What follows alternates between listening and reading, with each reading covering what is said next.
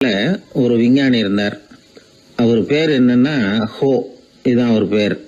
ஒரு ஊசியை கண்டுபிடிக்கணும், அதுக்காக அவர் ரொம்ப காலமா தலையை பிச்சுக்கிட்டு ஆராய்ச்சி பண்ணிட்டு இருந்தார். அது என்ன ஊசி தெரியுமா? இந்த தையல் மிஷின்ல இருக்குல்ல, அந்த ஊசி தான். அவருக்கு பிடிபடாம இருந்த விஷயம் என்னன்னா, அந்த ஊசியோட கூர்மையான பாகத்துல நூலை எப்படி கோக்கிறது, அது எப்படி சேர்க்கறது. அதுல மற்ற ஒரு பாகம் மிஷினுக்கு உள்ள போயிடுது. அதனால அந்த பாகத்துல சாதாரணமா மற்ற ஊசியில நாம செய்யறது மாதிரி நூலை கொண்டு போய் நுழைக்க முடியாது. அப்படியே நுழைச்சாலும் தைக்கிறது எப்படி, அது முடியாத காரியம். இதுதான் அவருக்கு இருந்த பிரச்சனை. ரொம்ப நாள் யோசனை பண்ணி பார்த்தார். தையல் மிஷின் ஊசியோட வடிவ அமைப்பு அவருக்கு புலப்படல. ராத்திரி பகலா அதே ஞாபகமா இருந்தார். ஒரு நாள் அவர் தூங்கிட்டு இருக்கிறார். அப்போ ஒரு கனவு வந்தது. எப்படின்னா, அந்த கனவுல அவரை ஒரு மலைஜாதி மக்கள் புடிச்சிட்டு போயிடுறாங்க. கொண்டுகிட்டு போய் ஒரு இடத்துல கட்டி போட்டுடுறாங்க. அந்த மலைஜாதி மக்களோட அரசன் ஒருத்தன் அவன் வர்றான். அவரை பார்த்து ஒரு உத்தரவு போடுறான். என்ன உத்தரவு தெரியுமா? பொழுது சாயறதுக்குள்ள நீ தையல் மிஷின் ஊசிய கண்டுபிடிக்கணும். அப்படி கண்டுபிடிக்கலன்னா உன் தலையை வெட்டி விடுவோம். இதுதான் அந்த அரசன் போட்ட கட்டளை. இவருக்கு என்ன பண்றதுன்னு ஒண்ணுமே புரியல. திருன்னு முழிக்கிறார். இந்த நேரத்துல அந்த மலைஜாதியினர் அவரை சுத்தி சுத்தி பயங்கரமா முழிச்சுக்கிட்டு டான்ஸ் ஆடுறாங்க. தன்னை சுத்தி சுத்தி ஆடிக்கிட்டு வர்றவங்கள ரொம்ப பயத்தோட அவர் பாக்குறார். நேரம் ஆவ ஆவ தன்னோட இறுதி நேரம் நெருங்கிறத உணர்றார். ரொம்ப நெருக்கடியான நிலைமை. தன்னை சுத்தி ஆடுறவங்கள கவனிக்கிறார். அவங்க கைகள்ல ஈட்டி மாதிரி ஏதோ ஒரு ஆயுதம் வச்சிருக்கிறாங்க. அந்த ஆயுதத்தை இவர் கண்ணுக்கு நேரா கொண்டுகிட்டு வராங்க. அதை அவர் பாக்குறார். அந்த ஆயுதத்தின் கூரான முனைய இவர் கூர்ந்து கவனிக்கிறார். அந்த கூரான முனையில ஒரு சின்ன துவாரம் தெரியுது. உடனே அவருக்கு பளிச்சுன்னு ஒரு ஐடியா உதயமாகுது. இதைத்தானே இவ்வளவு காலமும் நான் தேடிக்கிட்டு இருந்தேன். கூரான முனையில ஒரு சின்ன துவாரத்தை போட்டுட்டா அது மூலமா நூலை செலுத்தி மறுமுனைய மிஷின்ல வச்சுடலாமே. தையல் மிஷின் ஊசி ரெடி அப்படின்னு நினைச்சார். திடீர்னு தூக்கம் கலைஞ்சது. உடனே தன்னுடைய தலைமாட்டில் இருந்த குறிப்பு ஏடுல இதை குறிச்சு வச்சுக்கிட்டார். அதுக்கப்புறமா அந்த ஊசியையும் அவர் செஞ்சு முடிச்சார். இது எப்படின்னு நீங்க நினைக்கலாம், ஆனா இது சாத்தியம்தான். முழிச்சுக்கிட்டு இருக்கிறப்போ நமக்கு ஏற்படுற சில பிரச்சனைகளுக்கு கனவுல விடை கிடைக்கிறது உண்டு. அப்படி பல பேருக்கு ஆயிருக்கு. உங்களையும் பல பேருக்கு இது மாதிரி அனுபவம் ஏற்பட்டிருக்கலாம். எந்த ஒரு செயலை பத்தி நினைக்கிறப்பவும் அந்த செயல் நம்ம நினைவுல ஒரு நல்ல வடிவம் பெறுது. ஒரு செயல் திட்டத்தை எந்த அளவுக்கு நாம நல்ல யோசனை செஞ்சு திட்டம் போடுறோமோ அந்த அளவுக்கு அதை சுலபமா செஞ்சு முடிக்க முடியும். அந்த விஞ்ஞானி நினைச்ச காரியம் அவர் எண்ணம் பூராவும் ஆக்கிரமிச்சது. அதனால அவர் நினைச்சது கனவுல உருவாகி அதுக்கு செயல் வடிவம் கிடைச்சிட்டுது. மனிதனோட உள் மனசுக்கு அவ்வளவு ஆற்றல் உண்டு அப்படின்னு சொல்றாங்க. தூக்கத்தை ஆக்கபூர்வமா உபயோகப்படுத்துறது எப்படி அப்படிங்கறத பத்தி எல்லாம் இப்ப நிறைய ஆராய்ச்சி பண்றாங்களாம். பயிற்சி எல்லாம் வேற கொடுக்கறாங்களாம். அதனால தூக்கத்தை பத்தி லேசா நினைச்சுடாதீங்க. நமக்கு வேண்டியப்பட்ட ஒருத்தர், அவருக்கு தூக்கத்துல நடக்கிற வியாதி, அதுக்காக மருந்து சாப்பிட்டுக்கிட்டு இருந்தார். ஒரு நாள் அவரை பார்த்து கேட்டோம், ஏங்க உங்க தூக்கத்துல நடக்கிற வியாதிக்கு மருந்து சாப்பிட்டீங்களே, ஏதாவது முன்னேற்றம், ஏதாவது இம்ப்ரூவ்மெண்ட் தெரியுதா அப்படின்னு கேட்டோம். தெரியுதுன்னார். எப்படின்னோம். அதுக்கு அவர் சொல்றாரு, முன்னாடி எல்லாம் தூக்கத்துல ஒரு 10 அடி தூரம் நடப்பேன், இப்போலாம் ஒரு 40 அடி வரைக்கும் நடக்கிறேன் அப்படின்னு. ஒருத்தர் இருந்தான், வாழ்க்கையில மகிழ்ச்சியா இருக்கணும்னு ஆசைப்பட்டான். அதுக்கு என்ன வழின்னு 4 பேருகிட்ட யோசனை கேட்டான். பணம் இருந்தா மகிழ்ச்சி தானா வரும், அதனால பணம் சம்பாதிக்கிற வழியை பாரு, அதுக்கப்புறம் நீ தேடிட்டு இருக்கிற மகிழ்ச்சி உன்னை தேடிட்டு சேரும்னாங்க. அப்படின்னா மகிழ்ச்சி இருக்கிற இடம் பணம் தான் அப்படின்னு அவன் முடிவு பண்ணிக்கிட்டான். அதை சேர்க்க ஆரம்பிச்சான். கொஞ்ச நாள்ல பெரிய ஆளாயிட்டான். செல்வம் நிறைய சேர்ந்து போச்சு. இப்போ அவனுக்கு மகிழ்ச்சி கிடைக்கல. மறுபடியும் நண்பர்கள் கிட்ட யோசனை கேட்டான். பணம் சேர்த்தா மட்டும் இன்பம் வந்துடாது, அதை செலவு பண்ணு, பணம் மூலமா இன்பத்தை தேடு, கிடைக்கும் அப்படின்னு யோசனை சொன்னாங்க. உடனே அந்த பணத்தை எடுத்துக்கிட்டு ஊர் பூரா சுத்தினான். வெளிநாடுகள்லாம் போனான், சுத்தி பார்த்தான். அப்புறம் அவனுக்கு விருப்பமானதையெல்லாம் வாங்கி சாப்பிட்டு பார்த்தான். மது, போதை பழக்கம், இப்படி எதுலயும் ஈடுபட்டு பார்த்தான். கல்யாணம் பண்ணிக்கிட்டான், குடும்பம் நடத்தினான். எப்படி இருந்தாலும் அவன் எதிர்பார்க்கிற மகிழ்ச்சி அவனுக்கு கிடைக்கல. அதனால மகிழ்ச்சிங்கிறது எங்க இருக்குங்கிற ரகசியத்தை அவனால கண்டுபிடிக்கவே முடியல. கடைசியா ஒரு பெரியவர்கிட்ட யோசனை கேட்டான். அவர் சொன்னார், இல்லறத்திலேயும் உனக்கு மகிழ்ச்சி கிடைக்கலன்னா உனக்கு துறவரத்துலதான் அது கிடைக்கும்னு நினைக்கிறேன். சரி, அதையும் தான் முயற்சி பண்ணி பாப்போமே அப்படின்னு அவன் முடிவு பண்ணிக்கிட்டான். துறவரம்னா சும்மாவா? எல்லாத்துக்கும் அவன் துணிஞ்சுட்டான். வீட்டுல இருந்த நகை, பணம், பவுனு, வைரம், வைடூரியம் எல்லாத்தையும் ஒரு மூட்டையா கட்டி எடுத்துக்கிட்டான். ஒரு யோகியை தேடிட்டு போனான். அவர் காலடியில கொண்டுட்டு போய் வச்சான். அவர் நிமிர்ந்து பார்த்தார். என்ன இதெல்லாம்னார். இதெல்லாம் இனிமே எனக்கு தேவையில்லைன்னா. சரி, அப்படின்னா உனக்கு என்னதான் தேவைன்னார். எனக்கு மகிழ்ச்சி தேவை, மன அமைதி தேவைன்னா. அந்த யோகி தன்னுடைய காலடியில் இருந்த மூட்டையை பிரிச்சு பார்த்தார். உள்ள தங்கம், வைரம், நகை, பணம் எல்லாம் இருக்கு. அவ்வளவுதான். அவசரமா அதை சுருட்டி எடுத்துக்கிட்டார். தலையில வச்சுட்டு ஒரே ஓட்டமா ஓட ஆரம்பிச்சுட்டார். இவனுக்கு அதிர்ச்சியா போட்டுது. அடடா, இந்த ஆளு போலி ஆசாமி போல இருக்க, ஏமாந்துட்டோமே அப்படின்னு நினைச்சான். வருத்தப்பட்டான். அந்த தூக்கம் ஆத்திரமா மாறிச்சு. உடனே அந்த யோகியை துரத்த ஆரம்பிச்சான். அவரு ஒரே ஓட்டமா ஓடுறார். சந்து பொந்தெல்லாம் நுழைஞ்சு ஓடுறார். இவனும் விடாம துரத்துறான். கடைசியா அந்த யோகி மூச்சு இறக்க இறக்க ஒரு இடத்துல வந்து நின்னார். அது எந்த இடம்னா அவர் புறப்பட்ட இடம். எங்க இருந்து ஓட ஆரம்பிச்சாரோ அங்கேயே வந்து நின்னார். துரத்திட்டு வந்தவனும் ஓடி வந்து நின்னான். இப்ப அந்த யோகி சொன்னார், என்னப்பா பயந்துட்டியா? இந்தா உன்னோட செல்வம், நீயே வச்சுக்கோ அப்படின்னு சொல்லி மூட்டையை திருப்பி கொடுத்தார். கைவிட்டு போன தங்கமும், வைரமும், பணமும் திரும்ப கிடைச்சிட்டுதுங்கிறதுல அவனுக்கு ஏகப்பட்ட மகிழ்ச்சி. இப்போ மறுபடியும் அந்த யோகி சொல்றார், நீ வர்றதுக்கு முன்னாடி கூட இந்த தங்கமும் வைரமும் உங்ககிட்டதான் இருந்தது. ஆனா அப்போ உனக்கு மகிழ்ச்சி இல்ல. இப்போ உங்ககிட்ட இருக்கிறதும் அதே தங்கமும் வைரமும் தான். ஆனா இப்போ உன் மனசுல மகிழ்ச்சி இருக்கு. இதுல இருந்து என்ன தெரியுது?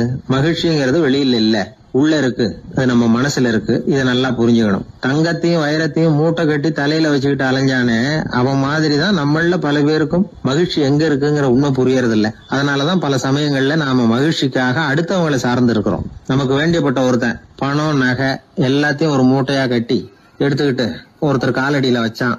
இது எனக்கு தேவையில்லைன்னா. உனக்கு என்னதான் தேவைன்னார் அவர். எனக்கு மன அமைதி தேவைன்னா. உனக்கு மன அமைதி தேவைப்படுகிற அளவுக்கு இப்ப என்ன ஆயிட்டுதுன்னார் அவர். வேற ஒண்ணும் இல்ல, இந்த பணத்தையும் நகையையும் நான் யாரு வீட்டுல எடுத்தனோ அந்த வீட்டுக்காரங்க இப்ப என் பின்னாடி துரத்திட்டு வந்துட்டு இருக்கிறாங்க, அவ்வளவுதான் அப்படின்னு நானா. மகிழ்ச்சியை தேடுகிறவர்கள் இந்த உலகத்துல அதிகம். அது எங்க இருக்குன்னு புரிந்து கொண்டவர்கள் ரொம்ப குறைவு. எது உண்மையான மகிழ்ச்சி அப்படிங்கறத புரிஞ்சுக்கிட்டு அதுக்கு தகுந்த மாதிரி நம்முடைய வாழ்க்கையை அமைச்சுக்கணும். ஒரு குழந்தை அம்மா கிட்ட போச்சு, அம்மா என்ன தூக்கிக்கா. உடனே அந்த அம்மா அந்த குழந்தைய தூக்கி இடுப்புல வச்சுக்கிறாங்க. எந்த பக்கம் வச்சுக்கிறாங்க? இடது பக்கம். பொதுவா குழந்தைய தூக்குறவங்க யாரும் வலது பக்கம் இடுப்புல வச்சுக்கிறது இல்ல.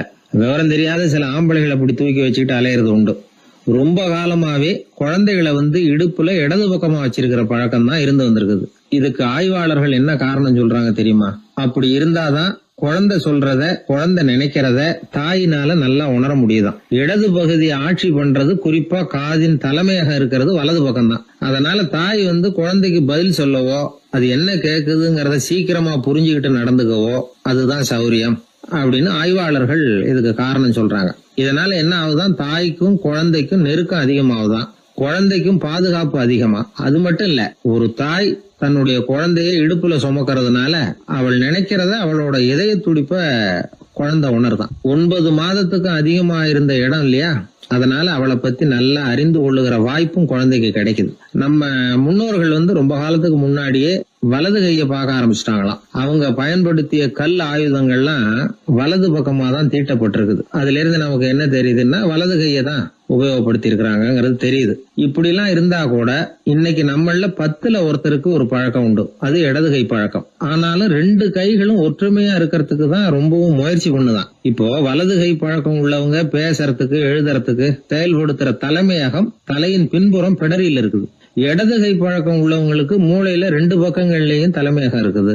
இது விஞ்ஞானிகள் சொல்றது. எத்தனையோ மேதைகள் இடது கை பழக்கம் உள்ளவங்களா இருந்திருக்கிறாங்க. அமெரிக்க மேதை பெஞ்சமின் பிராங்கிலின், இத்தாலிய ஓவியர் லியோனார்டோ டாவின்சி, இப்படி நிறைய பேர் இருந்திருக்கிறாங்க, இப்பவும் இருக்கிறாங்க. காலங்காலமா இயல்பாவே இடது கை பழக்கம் இருந்து வந்திருக்குது. அப்படி இருக்கிறப்போ வலது கை எப்போ இடது கைய வென்றது, ஜெயிச்சது அப்படிங்கிற விவரம் இன்னமும் யாருக்குமே புரியல. ஆய்வாளர்களுக்கும் புரியல. அவங்களும் யோசிச்சுக்கிட்டு இருக்கிறாங்க. உலகம் இடது பக்கமா தான் சுத்துது. வானத்துல இருக்கிற வெள்ளி வீதி, அப்புறம் அணுவுல இருக்கிற துணுக்குகள், உடம்புல இருக்கிற அமினோ அமிலம், இப்படி எல்லாமே இடதுபுறமா தான் இயங்கிட்டு இருக்குது. இவ்வளவு செய்திகள் இடது கைக்கு ஆதரவா இருக்கிறப்போ அது எப்படி வலது கை கிட்ட ஏமாந்தது அப்படிங்கிற ரகசியம் இன்னமும் யாருக்கும் தெரியலையா. இது சம்பந்தமா ஆராய்ச்சி பண்றவங்களுக்கு இது இன்னமும் ஒரு பிரச்சனையா தான் இருக்குதான். இப்படி இடது கை ஒதுங்கிட்டதுனால இப்பெல்லாம் வலது கைக்கு தான் மரியாதை அதிகமா போச்சு. ஒரு ஆசாமி இடது கையில கட்டு போட்டுட்டு வந்தானா, கையில என்னப்பா கட்டுன்னு விசாரிச்சிருக்கிறாரு ஒருத்தர். ஒரு இயந்திரத்தை பிரிச்சு ரிப்பேர் பாத்துக்கிட்டு இருந்தேன், மறுபடியும் அதை ஓட விட்டு பாக்குறப்போ இடது கை விரல் மாட்டிக்கிட்டுது, அதுதான் கட்டு அப்படின்னு இருக்கான். நல்ல வேளை வலது கை மாட்டி இருந்தா உன்னால சாப்பிட கூட கஷ்டமா போயிருக்குமே என்னார் அவர். இதுக்கு அவன் சொன்னானா, முதல்ல வலது கை தாங்க மாட்டிக்க இருந்தது, நான் தான் உடனே புத்திசாலித்தனமா அதை இழுத்துக்கிட்டு இடது கையை கொடுத்தேன் அப்படின்றான். இவன் எப்பேற்பட்ட புத்திசாலி பாருங்க. இந்த வலது கை இடது கைங்கிறத பத்தி அறிவியல் ஆராய்ச்சி ஒரு பக்கம் இருந்தாலும் கை சுத்தமா இருக்கணும், இது வாழ்க்கைக்கு முக்கியம். உண்மை, உழைப்பு, நேர்மை இதெல்லாம் இருந்தாதான் வாழ்க்கையில முன்னேற முடியும். அதனால இந்த இடது கை பழக்கம் வலது கை பழக்கம் எது எப்படி இருந்தாலும் அது ஒருத்தருடைய புத்திசாலித்தனத்தை பாதிக்கிறது இல்ல. அதனால வாழ்க்கையில முன்னேறதுக்கு இது ஒரு இடைஞ்சலா இருக்கிறது இல்ல. நாம நம்ம உடம்பையும் புரிஞ்சுக்குவோம், மனசையும் புரிஞ்சுக்குவோம். அப்படி புரிந்து கொண்டு வாழ்க்கையில முன்னேறுவோம். நாம யாரு, நம்ம தகுதி என்ன அப்படிங்கிற நினைப்பு எப்பவும் நமக்கு இருக்கணும். தகுதிக்கு மீறிய நினைப்பு தான் பல சமயங்களில் நம்மளை சிக்கலில் கொண்டு போய் விட்டுடுது. ஒரு பூனை இருந்துதான், அது தன்னை ஒரு பூனைன்னு தானே நினைக்கணும், அப்படி நினைக்கல. தன்னை ஒரு புலின்னு நினச்சிக்கிட்டு இருந்தது. தன்னை பற்றின தகுதிக்கு மீறிய நினைப்போடு அந்த பூனை அப்படியே நடந்து போயிட்டு இருந்ததான். அப்போது வழியில் ஒரு பெரிய யானை அது அமைதியாக நின்றுக்கிட்டு இருந்தது. இந்த யானை ரொம்ப பொறுமையாக நின்றுக்கிட்டு இருக்கிறது இந்த பூனைக்கு ஒரு மாதிரியாக தெரிஞ்சிருக்கு. ஏன்னா பொறுமையாக ஒருத்தர் இருந்தால் அவங்கக்கிட்ட போய் ஏதாவது வாலாட்டி பார்க்கலாம்னு ஒரு ஆசை வருது இல்லை. அது மாதிரி பொறுமையாக நின்றுக்கிட்டு இருக்கிறது பூனைக்கு அதுக்கிட்ட போய் கொஞ்சம் வாலாட்டி பார்க்கலாமே அப்படின்னு ஒரு ஆசை. உலக இயல்பு தானே அது. இந்த பூனை ரொம்ப நல்ல புள்ள மாதிரி அந்த யானை இருக்கிற பக்கமாக போகுது. அந்த யானையை சுற்றி சுற்றி வருது, உத்து பார்க்குது, வாய் துருதுருக்குது, வம்பு வளர்க்க ஆரம்பிக்குது. அந்த யானைகிட்ட போய் என்ன கேட்குது தெரியுமா? எல்லாருக்கும் ஒரு பக்கம்தான் வால் இருக்கும், ஆனால் உனக்கு என்ன இப்படி ரெண்டு பக்கமும் வால் இருக்கிறது மாதிரி இருக்கே அப்படிங்குது. இது வேண்டாத வேலை தானே. இருந்தாலும் அந்த யானை பொறுமையாக பதில் சொல்லுது. அப்படி இல்லை, பின்னாடி இருக்கிறது தான் வால், முன்னாடி இருக்கிறது தும்பிக்கை அப்படிங்குது. அதோடு விட்டுற வேண்டியது தானே, விடலை இந்த பூனை. அது சரி, தும்பிக்கை ஏன் அப்படி உருண்டையாக பெரிய தூணு மாதிரி இருக்குது, அது என்னத்துக்கு அப்படிங்குது. இதுக்கும் அந்த யானை பொறுமையாக பதில் சொல்லுது. ஓ, அதை கேட்குறியா? ஊற்றில் தண்ணி இருக்கும்ல, அதை உறிஞ்சி குடிக்கிறதுக்காக அப்படி இருக்குது அது அப்படின்னுது. சரி, எல்லாருக்கும் பல்லு வாய்க்குள்ளே தானே இருக்கும், உனக்கு என்ன வெளியிலே இருக்குது, அதுவும் இல்லாமல் இவ்வளவு பெருசாக இவ்வளவு நீளமாக இருக்குது அப்படின்னு கேட்குது பூனை. இவ்வளவு கேள்விக்கும் பொறுமையாக பதில் சொல்லிக்கிட்டே வருது அந்த யானை. பல்லு ஏன் வெளியில் நீட்டிகிட்டு இருக்குன்னு கேட்குதுல்ல, அதுக்கு அது என்ன பதில் சொல்லுதுன்னா, அதுவா ஒரு புலி என்கிட்ட வாலாட்டுதுன்னு வச்சுக்கா, அந்த சமயத்தில் அதை தாக்கிறதுக்காக இது இப்படி இருக்குது அப்படின்னு சொல்லிச்சான். இதை கேட்டதும் பூனை உழுந்து உழுந்து சிரிக்க ஆரம்பிச்சுட்டு தான் அலட்சியமாக. ஏன் சிரிக்கிறேன்னு கேட்டிருக்கு. என்னமோ பாயறது மாதிரி பேசுறிய, மலை எங்கேயாவது பாயறது உண்டா? நீ கருப்பாக பெருசாக இருக்கிற மலை மாதிரி இருக்கிற, ஒன்றால் எப்படி பாய முடியும், அது முடியாத காரியம் அப்படின்னு சொல்லிவிட்டு மறுபடியும் சிரிக்குது அந்த பூனை. என் உடம்பை பார்த்துட்டு தானே மலைன்னு சொல்கிற, நான் பாய வேண்டிய அவசியம் இல்லை, என்னுடைய எதிரியை பாய வச்சுருவேன் அப்படின்ட்டு. எப்படி பாய வைப்பேன்னு கேட்டதான் பூனை. இந்த ஒன்றை பாய வைக்கிறேன் பார் அப்படின்னு சொல்லி அந்த பூனையை அப்படியே தும்பிக்கையால் லேசாக தூக்கி வேகமாக விட்டெறிஞ்சுதான். எங்கேயோ போய் தூரத்தில் பொத்துன்னு விழுந்தது அந்த பூனை. அப்பாடான்னு இடுப்பை பிடிச்சிக்கிட்டே எழுந்திரிச்சு நின்று பார்க்குது. தூரத்தில் அந்த யானை இன்னமும் பொறுமையாக ஆனால் கம்பீரமாக நின்றுக்கிட்டு இருக்குது. இப்போ தான் அந்த பூனைக்கு ஞானோதயம் பிறக்குதான். யானை பாய வேண்டிய அவசியம் இல்லை, அதுக்கு நீளமாக தும்பிக்கை இருக்குது அப்படிங்கிறத அது புரிஞ்சுக்கிட்டு தான். வலியாரிடம் வாயாடக்கூடாது அப்படிங்கிற பாடத்தை இந்த பூனை கற்றுக்கிட்டுது. இந்த காட்சி பாவேந்தர் பாரதிதாசன் கைவண்ணத்தில் ஒரு கவிதையாக உருவெடுத்து வருது. பாவேந்தர் எழுதின கவிதை என்ன தெரியுமா? இரண்டு பக்கமும் வாலா என்றது பூனை, எதிரிலே தும்பிக்கை என்றது யானை, உருண்ட துதிக்க ஏனோ என்றது பூனை, ஊற்று நீரை உறிஞ்ச என்றது யானை, திரண்டு நீண்ட பல் ஏன் என்றது பூனை, சீரும் புலியை தாக்க என்றது யானை, இருண்ட மலை பாயாதென்றது பூனை, எடுத்தெறிந்தது பூனையை போய் யானை. இந்த கவிதையில் ஒரு பாடமும் இருக்குது, படமும் இருக்குது. அதாவது இதை படிக்கவும் முடியுது, பார்க்கவும் முடியுது. வலியார்கிட்ட வாயாடக்கூடாதுங்கிற சின்ன பிள்ளைங்க மட்டும் இல்லை, பெரியவங்களுக்கும் தேவையான கருத்தை இதிலேருந்து நாம் புரிஞ்சிக்க முடியுது. ஒருத்தன் அப்படிதான் ஆத்தங்கரையில் பொறுமையாக உட்காந்துக்கிட்டு இருந்த இன்னொருத்தனை போய் தலையில் கூட்டினான். அவன் பார்த்தான். உடனே ₹1 எடுத்து இவன் கையில் கொடுத்தான். இவனுக்கு ஒன்றும் புரியல.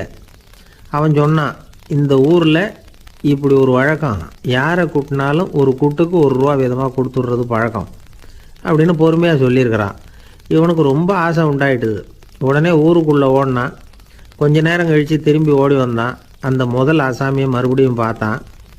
உங்கள் பேச்சை கேட்டுவிட்டு ஊருக்குள்ளே போய் ஒரு பெரிய ஆசாமியை பார்த்து அவன் தலையில் 10 குட்டு கூட்டினேன்.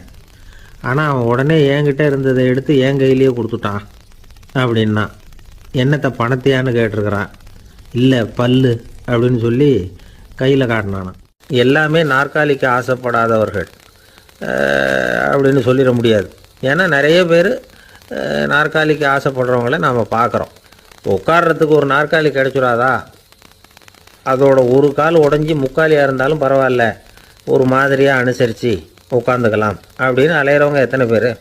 இந்த காலத்தில் மட்டும்தான் அப்படின்னு இல்லை, அந்த காலத்துலேயும் இதே மாதிரி ஆசைகள் சபலங்கள் இருந்திருக்கும் போல இருக்குது. பரமசிவன் வசிஷ்டருக்கு ஒரு விசேஷமான ஆசனத்தை கொடுத்துருந்தாராம். சரி, அப்படி என்ன அதில் விசேஷம்னா, வசிஷ்டர் ஒரு குறிப்பிட்ட இடத்துக்கு போகணும்னு நினச்சி புறப்படுறாருன்னு வச்சுக்கோங்க. அவருக்கு முன்னாடியே இந்த ஆசனம் புறப்பட்டுரும். போய் ஒரு வசதியான இடமா பார்த்து இருந்துக்கும். வசிஷ்டர் போவார். அங்கே போனதும் எங்கே உட்காரலாம்ங்கிற இட பிரச்சனையெல்லாம் அவருக்கு ஏற்படுறதில்ல. அதுதான் இவருடைய இருக்கை அங்கே முன்னாடியே போய் காத்துக்கிட்டு இருக்குதே. நேராக போவார், அதில் உட்காந்துக்குவார்.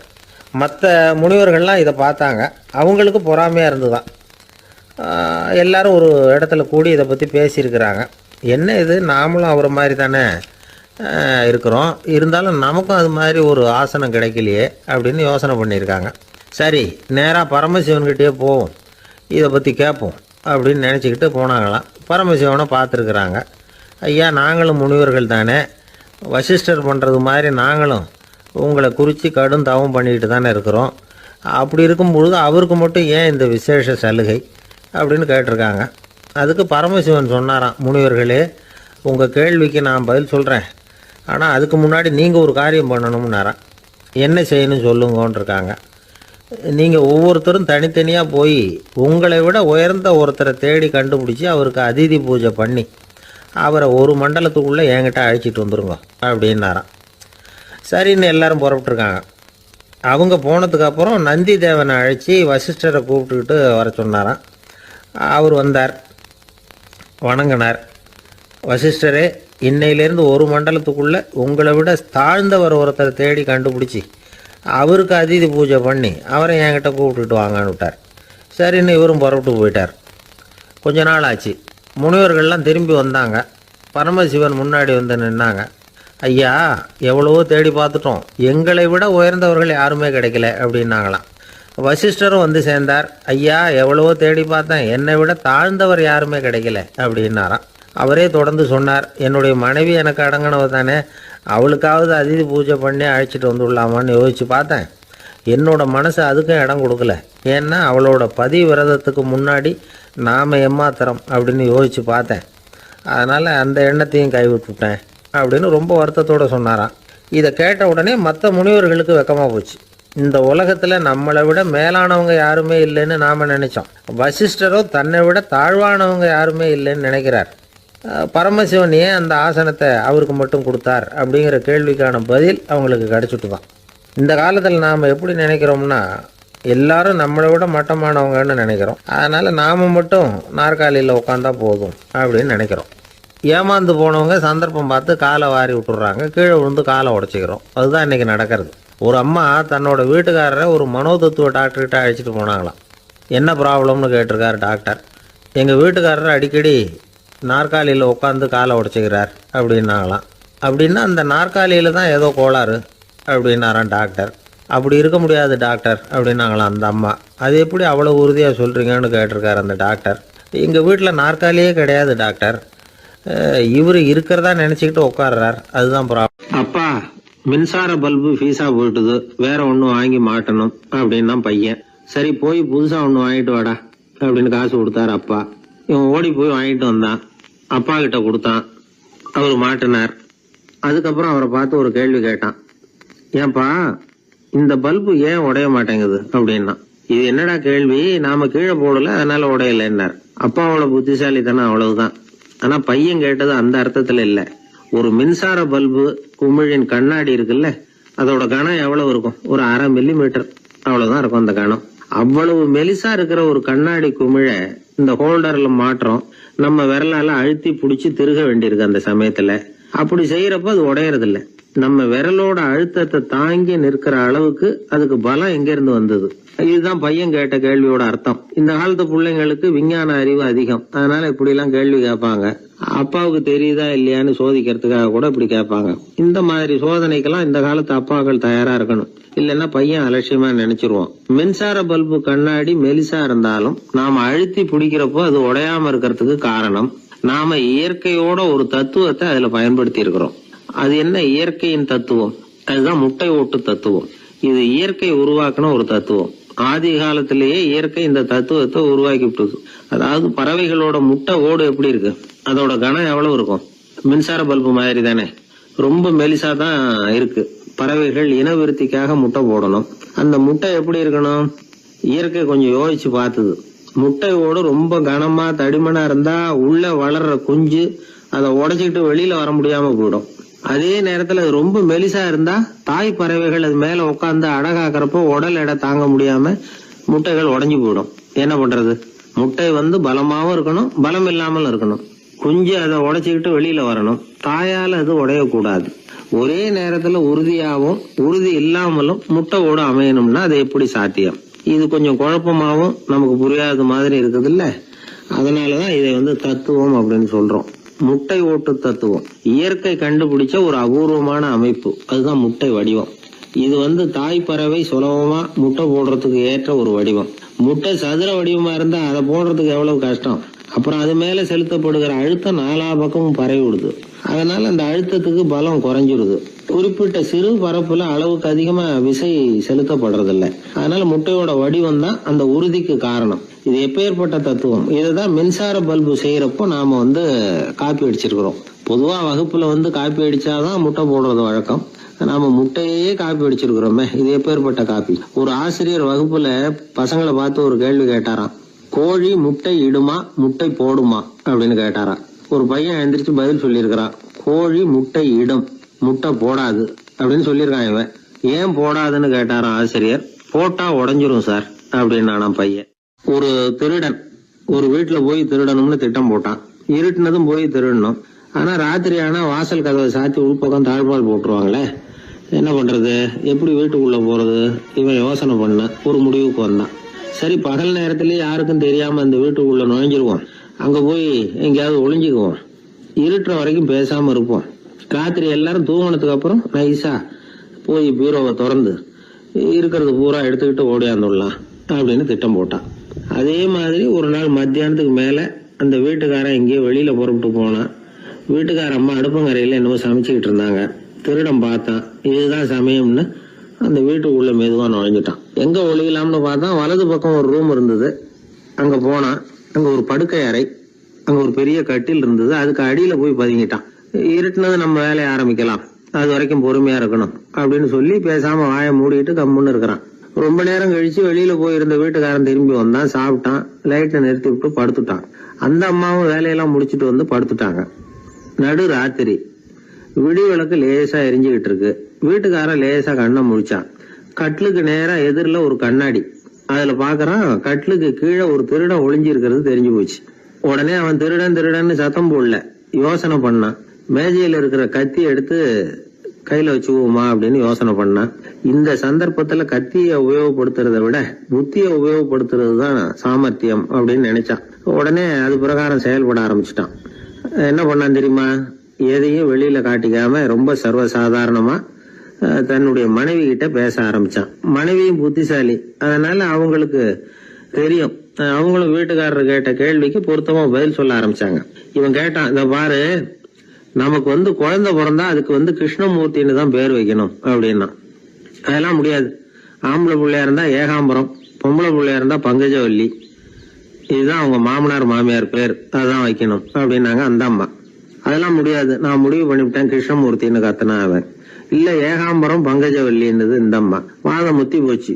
கிருஷ்ணமூர்த்தி கிருஷ்ணமூர்த்தி கிருஷ்ணமூர்த்தின்னா அவன். ஏகாம்பரம் பங்கஜவல்லி ஏகாம்பரம் பங்கஜவல்லின்னு இவங்க கத்துறாங்க. ஒரே சத்தமா போச்சு.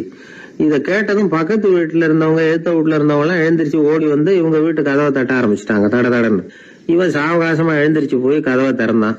என்னங்க இந்த ராத்திரி வேலையில எங்களை எல்லாம் ஏன் கூப்பிட்டீங்க, யாருக்கு என்னாச்சு அப்படின்னு கேட்டாங்க. கேட்டது யாருன்னா பக்கத்து வீட்டு கிருஷ்ணமூர்த்தி, எழுத்த வீட்டு ஏகாம்பரம் பங்கஜவல்லி எல்லாரும். அடடே உங்களை கூப்பிடலீங்க, குழந்தைக்கு பேர் வைக்கிறது சம்பந்தமா எங்களுக்குள்ள சண்டை வந்துட்டுது, அதுதான் விஷயம். வேணும்னா இதை கட்டிலுக்கு அடியில ஒளிஞ்சிட்டு இருக்கிறானே ஒருத்தன், அவனை கூட கேட்டு பாருங்க, அவன் தான் இதுக்கு சாட்சி அப்படிங்கிறான் அந்த ஆளு. உடனே எல்லாரும் விஷயத்த புரிஞ்சுக்கிட்டு திருடனை பிடிச்சி போலீஸ்ல ஒப்படைச்சிட்டாங்களாம். நெருக்கடியான நேரங்கள்ல பதறாம புத்திசாலித்தனமா செயல்படணுங்கிறத தெரிஞ்சுக்கிறதுக்காக இந்த கதை. புத்திசாலித்தனமா செயல்படுற ஒரு குடும்ப தலைவி இருக்காங்க. அவங்க என்ன செய்வாங்க தெரியுமா, எல்லாரும் ராத்திரியானா வீட்டை உள்பக்கமா போட்டு விட்டு தானே படுப்பாங்க. ஆனா அந்த அம்மா என்ன பண்ணுவாங்கன்னா வீட்டை வெளிப்பக்கமா ஒரு பூட்டு போட்டு பூட்டி விடுவாங்க. எழுத்த வீட்டுக்காரங்க கிட்ட சொல்லி தினமும் இப்படி பூட்டி விட சொல்றது பழக்கம். ஏங்க அப்படி செய்யறீங்க, திருடன் சுலபமா உள்ளே வந்துடக்கூடாதுங்கிறதுக்காகவா அப்படின்னு கேட்டாங்க. இல்லைங்க, சுலபமா வெளியில போயிடக்கூடாதுங்கிறதுக்காக அப்படின்னாங்க. என்னங்க சொல்றீங்க அப்படின்னு கேட்டாங்க. ஆமாங்க, இவருக்கு அந்த பழக்கம் உண்டு அப்படின்னு தன்னுடைய வீட்டுக்காரரை காட்டினாங்க. பக்கத்து வீடுகள் பத்திரமா இருக்கணுங்கிறதுக்காக தன்னுடைய வீட்டை பூட்டி வைக்கிறது ஒரு பெரிய விஷயம் தானே. மகாபாரத யுத்தம் முடிஞ்சது. தர்மர் சக்கரவர்த்தி ஆனார். பீஷ்மர் யுத்த பூமியில அம்பு படுக்கையில படுத்து கிடக்கிறார், உயிரை விட போறார். சூரியன் வட திசை அடையிற உத்தராயண புண்ணிய காலத்தை எதிர்பார்த்து காத்துக்கிட்டு இருக்கிறார்.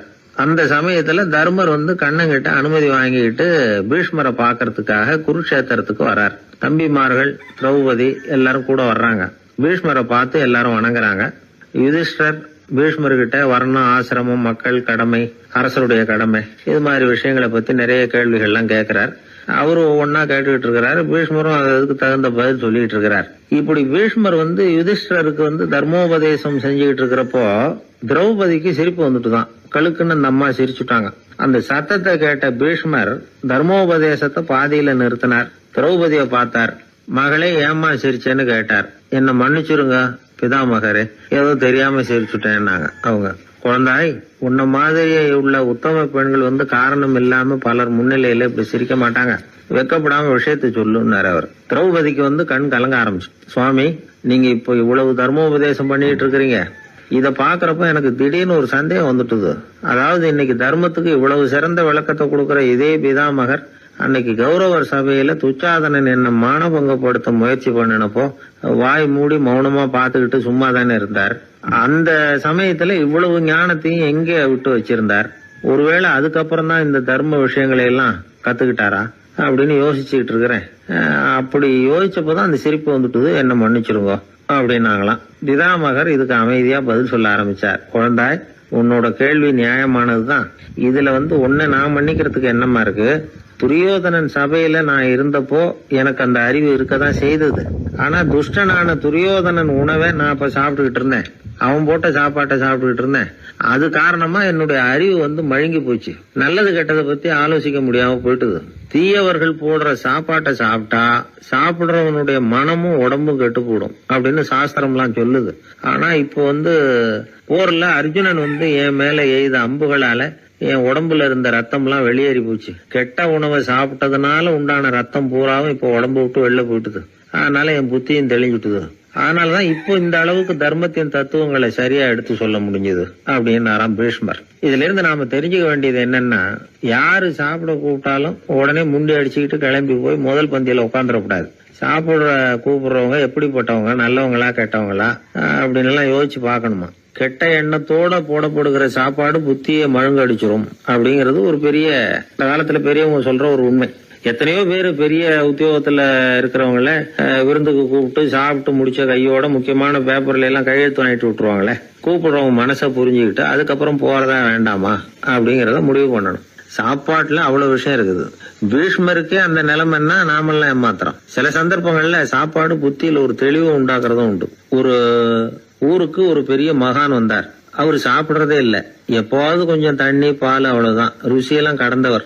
அவர்கிட்ட எல்லாரும் போய் ஆசீர்வாதம் வாங்கினாங்க. அந்த ஊர்ல ஒரு ஹோட்டல், அதோட முதலாளி ஒருத்தர், அவரும் அந்த மகான் கிட்ட ஆசீர்வாதம் வாங்கறதுக்காக போனார். அவரு முன்னாடி போய் பணிவா நின்னார். துண்டை இடுப்புல கட்டிக்கிட்டு காலில் விழறதுக்காக போனார். அதுக்கு முன்னாடி அந்த மகான் எழுந்திருச்சு இவரு காலில் விழுந்துட்டார். ஹோட்டல் முதலாளி பதறி போயிட்டார். சுவாமி, என்ன இது அபச்சாரம், நீங்க தான் என்ன ஆசீர்வாதம் பண்ணணும்னார். அதுக்கு அந்த சாமியார் சொன்னார், அப்படி இல்லைங்க, நீங்க தான் என்ன ஆசீர்வாதம் பண்ணணும். ஏன்னா கொஞ்ச காலத்துக்கு முன்னாடி உங்க ஹோட்டல்ல தான் நான் வந்து அக்கௌண்ட் வச்சு சாப்பிட்டுக்கிட்டு இருந்தேன். இன்னைக்கு நான் ருசியெல்லாம் கடந்து வெறுத்து ஞானியா போறதுக்கு நீங்க தான் காரணம், உங்க சாப்பாடு தான் காரணம் அப்படின்னாரு. பத்திரிகையில வர்ற செய்திகளை கூட நகைச்சுவையா சொல்றது உண்டு.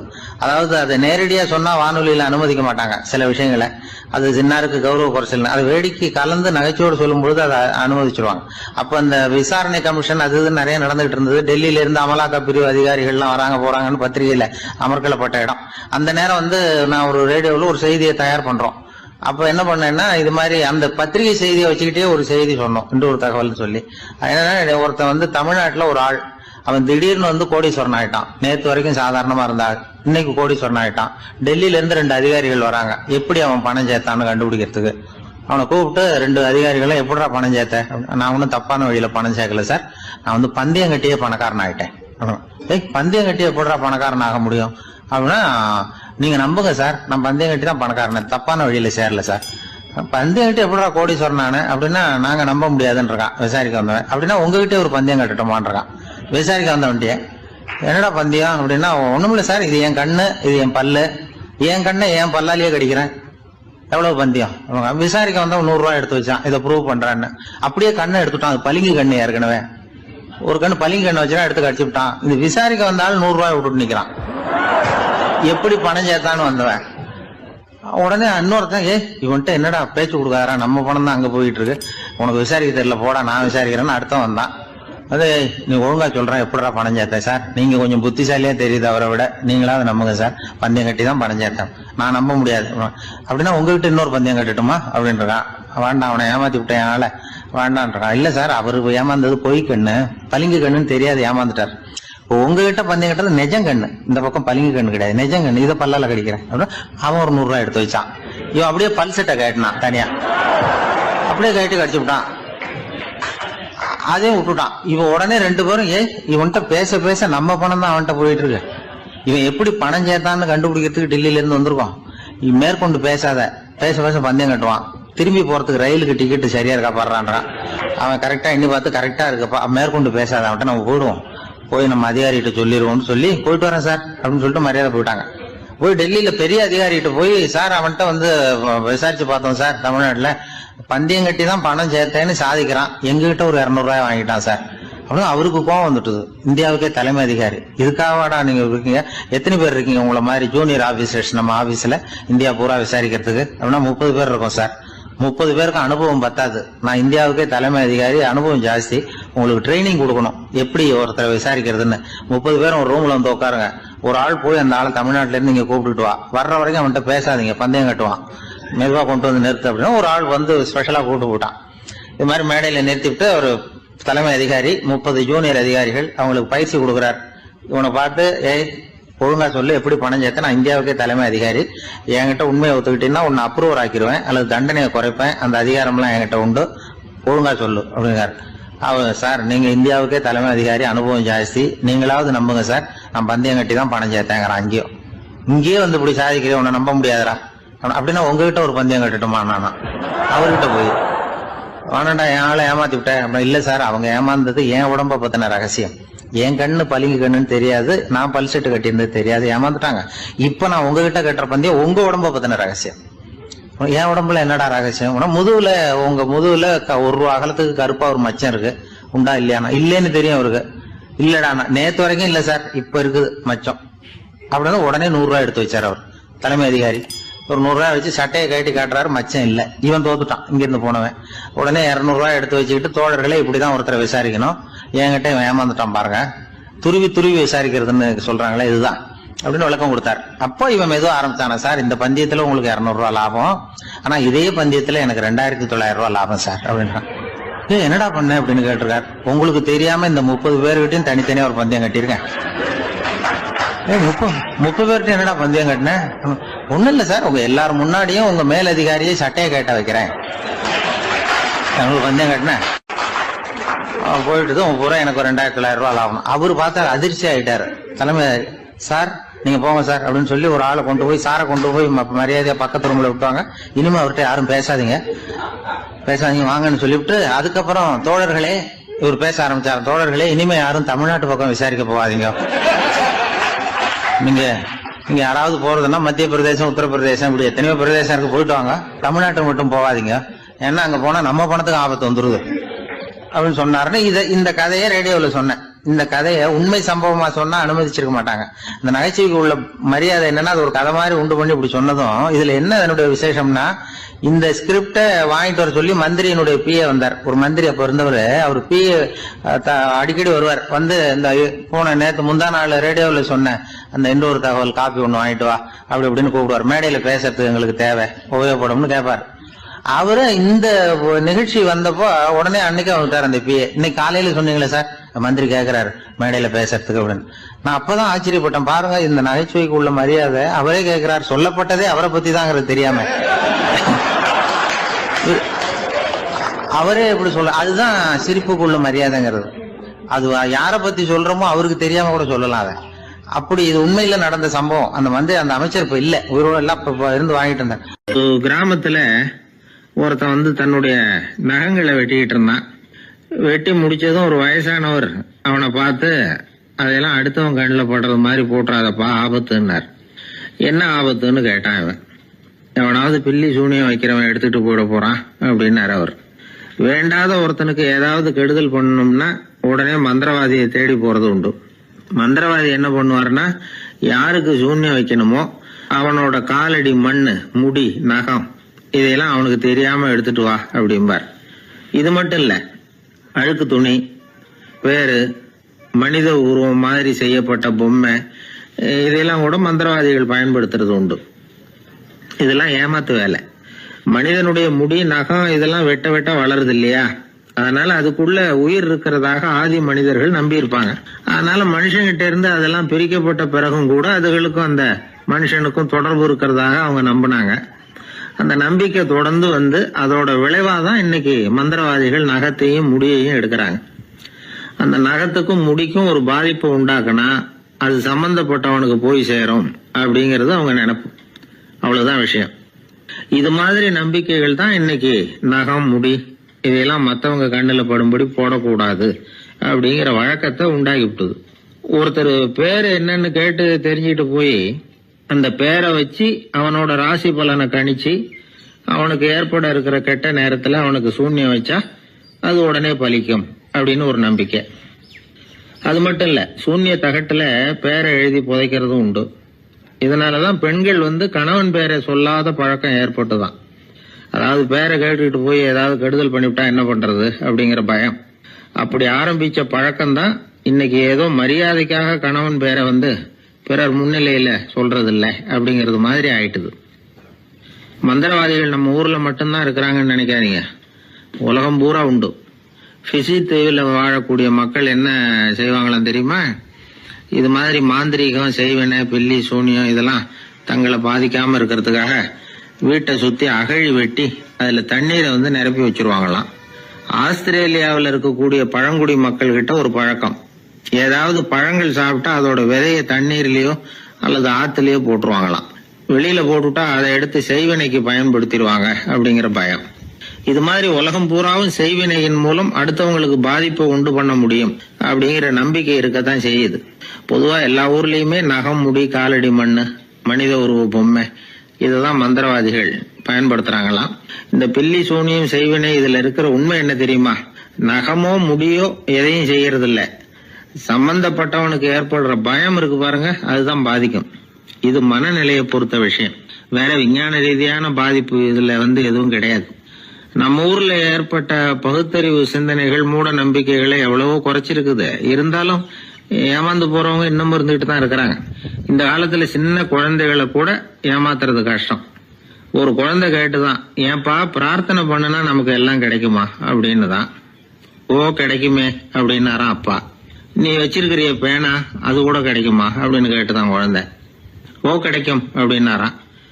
அப்படின்னா நீ வச்சிருக்கிற பேனாவை என்கிட்ட கொடுத்துரு, அதுக்கப்புறம் நீ பிரார்த்தனை பண்ணி வேற ஒரு பேனாவை வாங்கிக்கோ அப்படின்னு தான் அந்த சின்ன குழந்தை. ஒரு ராஜா இருந்தார். அவர் ஒரு பெரிய கோயில் கட்டினார். பல ஊர்கள்ல இருந்து சிற்பிகள்லாம் கொண்டுகிட்டு வந்தார். அழகழகா சிற்பங்களை செய்ய சொன்னார். ஊர்ல உள்ள ஜனங்களும் கோயில் கட்டுறதுக்கு அவங்களால முடிஞ்ச உதவியை செஞ்சாங்க. ராத்திரி பகலா வேலை நடக்குது. கோயில் கொஞ்சம் கொஞ்சமா வசந்துகிட்டே வந்துட்டுது. அந்த ஊர்ல ஒரு வயசான அம்மா இருந்தாங்க, ரொம்ப ஏழை. அவங்களுக்கு மனசுக்குள்ள ஒரு உறுத்தல், இந்த ஊர்ல எல்லாரும் இந்த கோவில் கட்டுறதுக்கு அவங்களால முடிஞ்ச உதவியை பண்ணிட்டு இருக்கிறாங்க, நம்மளால ஒன்றும் பண்ண முடியலையே அப்படின்னு நினைச்சு கவலைப்பட்டாங்க. அவங்களுக்கு மனசு கேட்கல, ஏதாவது செய்யணும் நம்மளால முடிஞ்சது அப்படின்னு யோசனை பண்ணாங்க. நல்ல வெயில் நேரத்துல சிற்பிகள்லாம் ரொம்ப சிரமப்பட்டு சிலை வடிச்சுக்கிட்டு இருக்கிறாங்கல்ல, அவங்களுக்கு அந்த நேரம் தாகம் எடுக்குமே, அதனால சிரமப்பட்டு ஒரு குடத்துல தண்ணி எடுத்துக்கிட்டு அதை இடுப்புல வச்சுக்கிட்டு மெதுவா கொண்டுகிட்டு அங்க போறது அப்படின்னு முடிவு பண்ணிட்டு அந்த அம்மா போச்சு. அங்க போய் வேலை செய்யறவங்களுக்கு தாகம் எடுக்கிற போலாம் ஒரு கோவலையில தண்ணியை எடுத்து கொடுத்துக்கிட்டு இருக்கிறது. இப்படியே பண்ண ஆரம்பிச்சுட்டு அந்த அம்மா. ஏதோ அந்த அம்மாவால முடிஞ்ச ஒரு சின்ன உதவி அது. இப்படி கொஞ்சம் கொஞ்சமா வேலை நடந்தது. கோபுரம் வசந்தது, எல்லா வேலையும் முடிஞ்சது. இனிமே கடைசியா கற்ப கிரகத்தின் மேல விமானம் அமைக்க வேண்டியதுதான் பாக்கி. அந்த வேலையும் ஆரம்பமாச்சு. அந்த சிற்பிகள்லயே அனுபவசாலியான ஒருத்தர் இந்த அம்மாவை தேடிட்டு வந்தார். பாட்டி, உங்ககிட்ட இருக்கிற ஏதாவது ஒரு பொருளை கொடுங்க, அந்த விமானத்துல வைக்கலாம் அப்படின்னு நாங்க நினைக்கிறோம் அப்படின்னார். இந்த அம்மாவுக்கு ஒன்றும் புரியல. ஏதாவது இருந்தாவில கொடுக்கலாம், எதுவும் இல்லையே, என்ன பண்றது யோசனை பண்ணாங்க. இத பாருப்பா, என்கிட்ட என்ன இருக்கு, இந்த வாசப்படியில கிடக்குது, இந்த கல்லு தான் இருக்குது, வேணும்னா இத எடுத்துட்டு போங்க அப்படின்னாங்க. உடனே அந்த கல்லை பேத்து எடுத்துட்டு போயிட்டாங்க அவங்க. அங்க போய் பார்த்தா என்ன ஆச்சரியம், அந்த விமானத்து உச்சியில கலசங்களை அமைக்கிறதுக்கான பிரம்ம எந்திரத்தை மூடுற கருங்கல் ஒண்ணு தேவையா இருந்தது. இவங்க எடுத்துட்டு போன கல்லு அதுக்கு ரொம்ப பொருத்தமா அமைஞ்சு போச்சு. ஏதோ அதுக்காகவே அளவெடுத்து செஞ்சது மாதிரி அமைஞ்சுட்டுது. அந்த கல்லையே அங்க அப்படியே பதிச்சுட்டாங்க. ஒரு வழியா கோவிலை கட்டி முடிச்சாங்க. அடுத்தது கும்பாபிஷேகம், அதுவும் ரொம்ப சிறப்பா கோலாகலமா நடந்து முடிஞ்சது. இவ்வளவையும் பார்த்த அந்த ராஜாவுக்கு மனசுக்குள்ள ரொம்ப பெருமையா இருந்தது.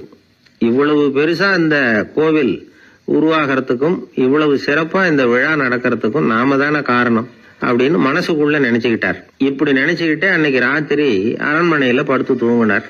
உடனே ஒரு கனவு. ஆண்டவனே அந்த ராஜாவோட கனவுல வந்தார். ராஜா ஆண்டவனை வணங்கினார். இறைவா, உங்களுக்காக நான் கட்டி இருக்கிற கோவில் எப்படி இருக்குது, நல்லா இருக்குதா அப்படின்னு கேட்டார் ராஜா. அதுக்கு இறைவன் சொன்ன பதில் என்ன தெரியுமா, நீ கட்டின கோவில்ல அந்த கிழவியோட நிழல்ல நான் சுகமா இருக்கிறேன் அப்படின்னாராம். இப்படி சொல்லிவிட்டு கடவுள் மறைஞ்சுட்டார். கனவு கலைஞ்சுது. ராஜா விசாரிச்சார், யார் அந்த கிழவி அப்படின்னு. எல்லாரும் விவரத்தை சொன்னாங்க. அப்பதான் ராஜா நினைச்சு பார்த்தார், இந்த கோவிலை நானே கட்டினதாக ரொம்ப பெருமைப்பட்டுக்கிட்டேன். ஆனா அந்த வயசான அம்மா வீட்டு வாசல்ல கிடந்த கல்லு அது இறைவனுக்கு சுகமான நிழல் கொடுக்கறதாக சொல்றாரு அப்படிங்கறத எண்ணி பார்த்தார். நான்கிற எண்ணம் நழுவி போயிட்டுதான். கோபுரம் எவ்வளவு பெருசுங்கிறது முக்கியம் இல்ல, குணம் எவ்வளவு பெருசுங்கிறது தான் முக்கியம். அந்த வயசான அம்மா நம்ம நாட்டுல வாழறதுதான் நமக்கு உண்மையான பெருமை அப்படின்னு நினைச்சாராம் ராஜா. இந்த காலத்திலயும் ஒரு ஊர்ல ஒரு கோவில் கட்டினாங்க. எல்லா ஜனங்களும் அவங்களால முடிஞ்சதை செஞ்சாங்க. நம்மால ஒருத்தன் அந்த திருப்பணி குழு தலைவரை போய் பார்த்தான். நான் ஏதாவது ஒத்துழைக்கணுமா ஐயா அப்படின்னு ரொம்ப பணிவா கேட்டான். திருப்பணி குழு தலைவர் சொன்னார், இத பாருப்பா, இந்த கோவில் கட்டி முடிக்கிற வரைக்கும் உன்னுடைய ஒத்துழைப்பு எதுவும் தேவையில்லை.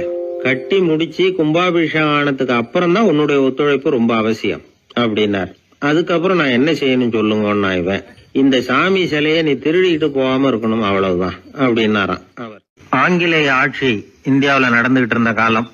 மூதறிஞர் ராஜாஜி சேலத்துல வழக்கறிஞரா தொழில் நடத்திட்டு இருக்கிறார்.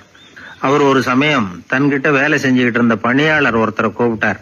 இத பாருப்பா, இந்த அஞ்சல் தலைய இந்த தபால் கவர்ல ஒட்டிட்டு வா அப்படின்னு சொன்னாராம். அந்த ஆள் உடனே அந்த கவரையும் ஸ்டாம்பையும் வாங்கிட்டு போனார். பசை தடவி ஸ்டாம்பை கவர்ல ஒட்டினார். திருப்பி கொண்டுகிட்டு ராஜாஜி கிட்ட கொடுத்தார். இவர் அதை வாங்கி பார்த்தார். உடனே சிரிக்க ஆரம்பிச்சுட்டாராம். அவரால் சிரிப்பை அடக்க முடியல.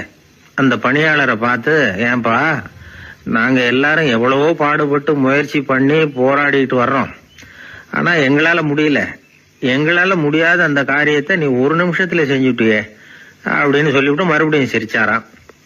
பணியாளருக்கு உடனடியா ஒன்றும் புரியல, என்னன்னு பார்த்தார். அப்புறம் ராஜாஜி சொன்னாராம், ஆமாப்பா நீ ஒரு நிமிஷத்துல பிரிட்டிஷ் மன்னரை வந்து கவுத்துட்டியே அப்படின்னாராம். அப்புறம் தான் விவரம் புரிஞ்சிருக்குது. அந்த பணியாளர் மன்னர் உருவம் இருந்த அந்த தபால் தலைய அந்த கவர்ல தலைகீழா ஒட்டி வச்சிருக்கிறார். அதை பார்த்துட்டு தான் ராஜாஜி அப்படி சொன்னாராம். இந்த நகைச்சுவை உணர்வு அவருக்கு இயல்பாவே இருந்தது. சேலத்துல வெங்கட சுப்பையர் அப்படின்னு சொல்லி ஒரு பிரபலமான வக்கீல், அவரும் ராஜாஜியும் ஒரு ஊர்ல பொதுக்கூட்டத்தை முடிச்சுக்கிட்டு திரும்பி ரயில்ல சென்னைக்கு வந்துட்டு இருக்கிறாங்க. ராத்திரி நேரம். வெங்கட சுப்பையர் ஜன்னல் ஓரமா உட்காந்து பயணம் பண்ணிட்டு இருக்கிறார். திடீர்னு ஒரு இடத்துல அவரோட கை கடிகாரம் நழுவி ஜன்னல் வழியா வெளியில வந்துட்டுதான். அவர் உயிருக்குயிரா பாதுகாத்து வச்சிருந்த வாட்ச் அது. ஏன் தெரியுமா? அவர் வக்கீல் ஆகிறதுக்கு முன்னாடி சென்னை கிறித்துவ கல்லூரியில பணியாற்றிக்கிட்டு இருந்தார். பணி முடிஞ்சு விலகிறப்போ அவர்கிட்ட படிச்ச மாணவர்கள்லாம் அன்புக்கு அடையாளமா ரொம்ப பிரியமா கொடுத்த கை கடிகாரம் அது. அப்பேற்பட்ட அன்பு பரிசை திடீர்னு இழந்து விடுறதுக்கு யாருக்குதான் மனசு வரும்? ஐயோ வாட்சி வெளியில விழுந்துட்டுதே அப்படின்னு பதட்டத்தோட சத்தம் போட ஆரம்பிச்சாராம். ராஜாஜி பக்கத்துலதான் உட்கார்ந்து இருக்கிறார். இருந்தாலும் இதை கேட்டுட்டு பதட்டப்படல, பதில் எதுவும் சொல்லல. அவர் பாட்டுக்கு என்னத்தையோ 1 2 3ன்னு எண்ணிட்டே வந்தாராம். வெங்கட சுப்பையர் ரொம்ப வேதனைப்பட்டிருக்கார். என்னங்க இது, என்னோட அருமையான கை கடிகாரம் நழுவி வெளியில விழுந்துட்டுது, அதுக்காக நான் தவிச்சுக்கிட்டு இருக்கிறேன். நீங்க என்னன்னா இதை கொஞ்சம் கூட காதுல வாங்கிக்காம குழந்தை மாதிரி என்னத்தையோ எண்ணிட்டே வர்றீங்களே அப்படின்னாராம். அப்பவும் ராஜாஜி ஒன்னும் பதில் பேசல. அவர் பாட்டுக்கு விடாம எண்ணிட்டே வந்தார். அடுத்த ஸ்டேஷன்ல வண்டி நின்னுது. ராஜாஜி ஸ்டேஷன் மாஸ்டரை கூப்பிட்டார். அவர் வந்ததும் அவர்கிட்ட சொன்னாராம், சார் எங்களுக்கு ஒரு உதவி செய்யணும். நாங்க வர்ற வழியில என் நண்பரோட வாட்சி வெளியில விழுந்துட்டுது. அது விழுந்த இடத்துல இருந்து தந்தி கம்பங்களை விடாம எண்ணிக்கிட்டே வந்திருக்கிறேன். இவ்வளவு கம்பங்களுக்கு அப்பால அது கிடக்கும். தயவு பண்ணி யாரையாவது அனுப்பி அதை தேட ஏற்பாடு பண்ணுங்க. அது கிடைச்சுட்டுதுன்னா எங்களால முடிஞ்ச அன்பளிப்பு தர்றோம். அது மட்டும் இல்ல, எங்களுக்கு ஒரு லெட்டர் போடுங்க கிடைச்சுட்டுதுங்கிற விவரத்தை, நாங்க வந்து வாங்கிக்கிறோம் அப்படின்னு எல்லாம் சொன்னாங்களாம். அப்படின்னு சொல்லி முகவரியெல்லாம் கொடுத்துட்டு வந்துட்டாங்க அவங்க. கொஞ்ச நாள்ல அந்த கடிகாரமும் வந்து சேர்ந்துட்டுதான். இது எதுக்கு சொல்றாங்கன்னா, பதற்றம் அடையக்கூடாது அப்படிங்கறது ரொம்ப முக்கியம். பதற்றம் அடையக்கூடிய நேரத்துல கூட அறிவை சிதற விடாம செயல்படுத்துற சாமர்த்தியம் எல்லாருக்கும் சுலபமா வந்துடாது. அவரோட நகைச்சுவை உணர்வுக்கு இன்னொரு உதாரணம். ஒரு தடவை அவரை பாக்குறதுக்கு ஒரு நண்பர் வந்தாராம். என்னப்பா பண்ணிட்டு இருக்கிற அப்படின்னு விசாரிச்சிருக்கார் ராஜாஜி. இப்ப நான் நிறைய கதை கட்டுரை எல்லாம் எழுதுறேன் சார், புத்தகம் போடுறேன் அப்படின்னாராம் வந்தவர். அப்படின்னா சாப்பாட்டுக்கு என்ன பண்ற அப்படின்னு கேட்டாராம் ராஜாஜி. இங்க எழுத்த நம்பி யாரும் காலம் தள்ள முடியாதுங்கறத அவ்வளவு தெளிவா அவர் புரிஞ்சு வச்சிருக்கிறார். என்னுடைய நண்பர் ஒருத்தர், அவர் விரல்ல நகமே இருக்காது. என்ன காரணம்னு நினைக்கிறீங்க? எல்லாத்தையும் அவரே கடிச்சு துப்பிடுவார். அப்படி ஒரு பழக்கம். சின்ன குழந்தைகள் நகம் கடிக்குது, விரல் சூப்புது. இதுக்கு என்ன காரணம் தெரியுமா? குழந்தைகள் மனசுல ஏற்படக்கூடிய ஒருவித பாதுகாப்பின்மை, இன்செக்யூரிட்டி, அல்லது தான் சரியா கவனிக்கப்படல அப்படிங்கிற எண்ணத்தோட வெளிப்பாடு தான் அது அப்படிங்கிறாங்க டாக்டர்கள். சில இடங்கள்ல 2வது குழந்தை பிறந்த உடனே பெரியவர்கள் கவனம் முதல் குழந்தைகிட்ட இருந்து கொஞ்சம் விலகி 2வது குழந்தைகிட்ட போயிடும். அந்த சமயத்துல முதல் குழந்தைக்கு இந்த பழக்கம் ஏற்படுறதுக்கு வாய்ப்பு உண்டா. சில குடும்பங்கள்ல கணவன் மனைவி 2 பேருமே வேலைக்கு போறவங்களா இருப்பாங்க. குழந்தை ரொம்ப நேரத்துக்கு பெத்தவங்களை பிரிஞ்சு இருக்க வேண்டிய சூழ்நிலை இருக்கும். குழந்தை ஒரு பாதுகாப்பின்மையை உணர ஆரம்பிக்கும். இந்த பழக்கம் வந்துடும். அதனால ஒரு குழந்தைக்கு தான் ஒதுக்கப்படுறோம் அப்படிங்கிற நினைப்பு வராம பாத்துக்கணும். வளர்ந்த குழந்தைகளும் நகம் கடிக்கும். வயசானவங்க கிட்டையும் இந்த பழக்கம் இருக்கும். இது ஒரு மனச்சிதைவின் வெளிப்பாடு அப்படிங்கிறாங்க மனநல நிபுணர்கள். அம்மா அப்பா திட்டினாலும் சரி, அல்லது ஆசிரியர் திட்டினாலும் சரி, இந்த பழக்கம் வந்துடும். நாம தவறு பண்ணிட்டோம் அப்படிங்கிற நினைப்பு வர்ற சமயம் நகம் கடிக்க ஆரம்பிச்சிருவோம். ஏதோ ஒண்ணு அடையணும் அப்படின்னு நினைக்கிறோம், அதை அடைய முடியல. இப்படி ஒரு ஏக்கம் வர்ற சமயத்திலேயும் சில பேர் நகத்தை கடிக்க ஆரம்பிச்சிருவாங்க. ஒரு பெரிய அதிகாரி, தனியார் நிறுவனத்துல வேலை பார்க்கிறவரு, அவரு டென்ஷன் ஆயிட்டாருன்னா உடனே அறைக்கு அதை சாத்தி விடுவாங்களாம். அவரே சாத்திக்குவாராம். அப்படி சாத்திக்கிட்டு உள்ள எதையாவது வெறிச்சு பார்த்துக்கிட்டே நகத்தை கடிக்க ஆரம்பிச்சிருவாராம். இந்த பழக்கம் உலகம் பூரா உண்டு.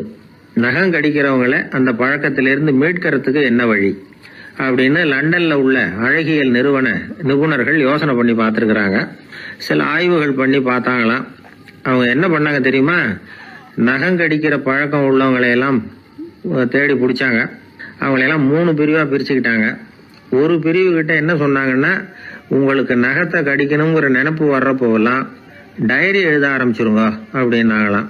இன்னொரு பிரிவு கிட்ட உங்களுக்கு அந்த நினைப்பு வர்றப்போவெல்லாம் உங்க நகத்துக்கு வண்ணம் பூச ஆரம்பிச்சிருங்க, அழகுபடுத்த ஆரம்பிச்சிருங்க, நெயில் பாலிஷ் போடுறாங்களே அது மாதிரி, அப்படி ஒரு யோசனை சொல்லியிருக்காங்க. 3வது குழுவினர்கிட்ட உங்களுக்கு நகத்தை கடிக்கணுங்கிற எண்ணம் வர்றப்போவெல்லாம் விரல்களை இறுக்கமா மூடி வச்சுக்கிட்டு வேற விஷயங்கள்ல கவனம் செலுத்துங்க அப்படின்னு சொன்னாங்களாம். இப்படி 3 வித முயற்சி பண்ணி பார்த்ததுல கடைசியா அவங்க என்ன கண்டுபிடிச்சாங்க தெரியுமா? 3வது குழு செஞ்சதுல நல்ல பலன் கிடைச்சதாம். அதாவது நகம் தெரியாதபடிக்கு விரலை இறுக மூடிக்கிட்டு வச்சுக்கிட்டோம்னா அந்த பழக்கம் மாறுதான். அப்படி இருந்தவங்க கிட்ட இந்த நகம் கடிக்கிற பழக்கம் மெதுவா குறைஞ்சு போச்சான். அதனால நகம் கடிக்கிற பழக்கம் உள்ளவங்க இதை முயற்சி பண்ணி பார்க்கலாம். ஒரு ஆள் இருந்தார், அவருக்கு எப்ப பார்த்தாலும் நகத்தை கடிச்சுக்கிட்டே இருக்கணும், அப்படி ஒரு பழக்கம். அதனால அவர் விரல்ல எப்பவும் நகம் இருக்கிறது இல்ல, விரல் இருக்கிறதே பெரிய ஆச்சரியம். அவருக்கு திடீர்னு உடம்புல அரிப்பு, சொரிஞ்சிக்க முடியல, அரிப்பும் நிக்கல. ஒரு வாரம் தொடர்ந்து கஷ்டப்பட்டார். கடைசியா ஒரு டாக்டர் கிட்ட ஓடினார். அவர் எல்லாத்தையும் விவரமா கேட்டுக்கிட்டு கடைசியா கொஞ்சம் மாத்திரை கொடுத்து வேலைக்கு ஒண்ணு சாப்பிடு அப்படின்னாராம்.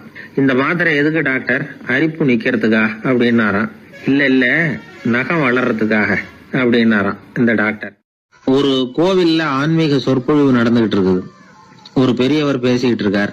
கடவுளை பத்தியும் சொர்க்கத்தை பத்தியும் மனுஷனை பத்தியும் அவர் விவரமா பேசுறார். எல்லாரும் உட்கார்ந்து கேக்குறாங்க. அந்த கூட்டத்துல ஒரு தத்துவ ஞானியும் உட்கார்ந்து இருக்கிறார். அவரு அவருடைய நண்பர். பேசி முடிச்சதும் அந்த பெரியவர் மேடையை விட்டு இறங்கினார். நேரா அந்த தத்துவ ஞானி கிட்ட வந்தார். எப்படி இருந்தது என்னுடைய பேச்சு அப்படின்னு கேட்டார். நீங்க பேசினது ஒண்ணுக்கு ஒண்ணு முரண்பாடா தெரிஞ்சது அப்படின்னாரா இவரு. நான் என்ன அப்படி தப்பா பேசிவிட்டேன் அப்படின்னாரா அவரு.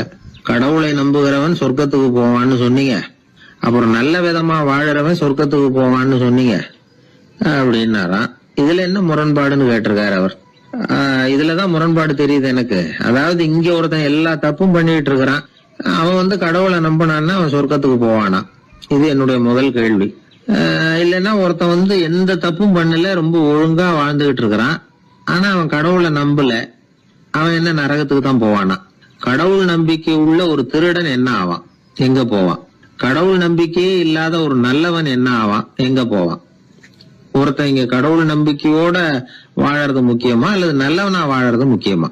இதுதான் இவர் கேட்ட கேள்வி. இதை கேட்டதும் அந்த பெரியவர் குழம்பி போட்டார். அவர் சொன்னது நியாயம் தானே. கடவுளை நம்புறவன் தான் சொர்க்கத்துக்கு போவான்னா பேசாம கடவுளை நம்பிக்கிட்டு இந்த உலகத்துல எல்லா தப்பும் பண்ணிட்டு இருக்கலாமே. பேச்சாளர் குழப்பத்தோட வீட்டுக்கு போனார். படுத்து தூங்கினாரு. ஒரு கனவு வந்தது. கனவுல அவர் ஒரு ரயில்ல வேகமா போயிட்டு இருக்கிறார்.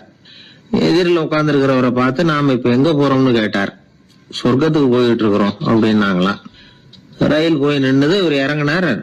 இங்க கௌதம புத்தர் இருப்பார், சாக்ரட்டிஸ் இருப்பார், அவங்கள பாக்குறதுக்கு ஒரு நல்ல வாய்ப்பு அப்படின்னு நினைச்சுக்கிட்டே அங்கேயும் இங்கேயும் பார்த்தார்.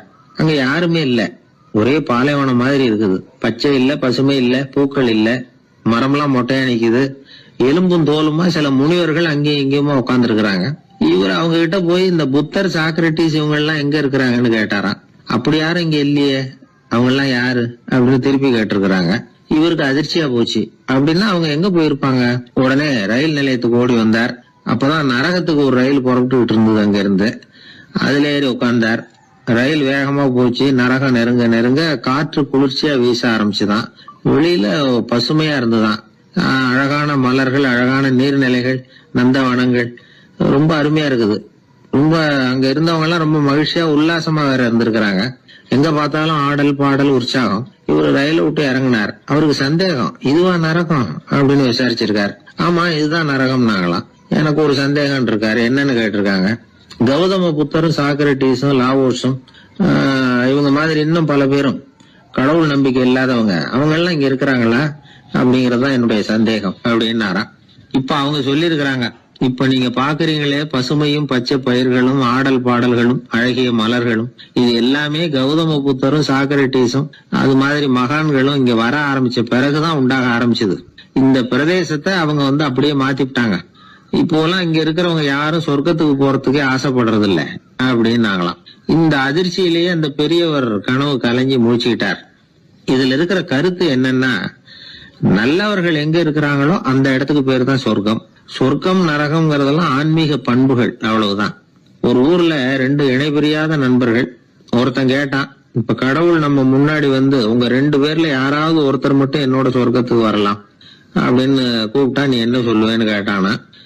இவன் ரொம்ப பெருந்தன்மையா உன்னையே அழைச்சிட்டு போக சொல்லிடுவேன் அப்படின்ட்டு இருக்கான். அப்படின்னா உனக்கு சொர்க்கம் வேணாமான்னு கேட்டிருக்கான் அவன். நீ என்னை விட்டுட்டு போனாவே அப்புறம் இந்த பூலோகமே எனக்கு சொர்க்கம் தாண்டா அப்படின்னு நானா இவன். ஒரு பெரிய அரசன் இந்த உலகம் பூராவையும் ஆண்டுகிட்டு இருந்தான். ரொம்ப காலம் அப்படி அரசாட்சி பண்ணிக்கிட்டு இருந்தான். திடீர்னு அவனுக்கும் சில எதிரிகள் முளைச்சாங்க. அவங்கெல்லாம் ஒன்று சேர்ந்து இவனை தோற்கடிச்சுட்டாங்க. தோற்று போனதும் இவனுக்கு பயம் வந்துட்டுது, எங்கே எதிரிகள் நம்ம கொண்டுடுவாங்களோ அப்படின்னு. வெளியில் வந்தால் தனக்கு ஆபத்துன்னு பயந்துக்கிட்டு யாருக்கும் தெரியாமல் ஒரு குகைக்குள்ளே போய் பதுங்கி கிடக்கிறான். நிலைமையை பாருங்கள்.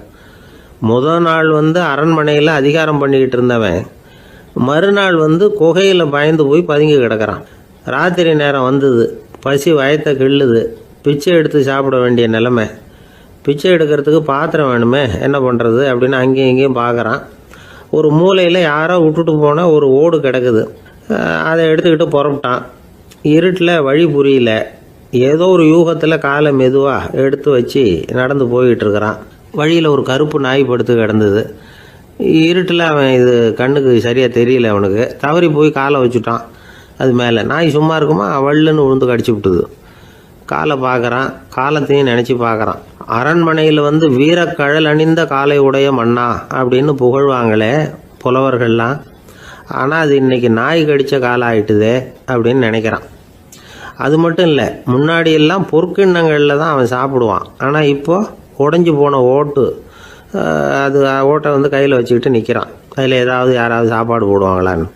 முன்னாடியெல்லாம் நிறைய பேர் அரண்மனைக்கு வருவாங்க.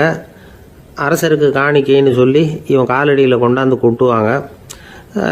அப்போல்லாம் இவன் அந்த ஜனங்களுடைய முகத்தை திரும்பி கூட பார்க்கறதில்ல, ரொம்ப கர்வமாக உட்காந்துருப்பான். அதே ஆள் இன்றைக்கி எல்லார் கண்ணுலேயும் படுறது மாதிரி பிச்சை எடுத்துக்கிட்டு இருக்கிறான். அப்போலாம் காணிக்கைகளை வந்து தன்னுடைய கையால் வாங்கிறது தனக்கு கௌரவ குறைச்சல்னு நினச்சி தன்னுடைய வேலைக்காரங்களை விட்டு தான் அதை வாங்க சொல்லுவான். இப்போ பார்த்தீங்கன்னா அவனே தன் கையாலேயே பிச்சை வாங்குறான். நினச்சி பாருங்கள், அந்த மனுஷன் நாள் அரசன், மறுநாள் பிச்சைக்காரன். எவ்வளோ வித்தியாசம்! செல்வம் தான் இப்படி ஒரு வித்தியாசம் ஏற்படுறதுக்கு காரணம்.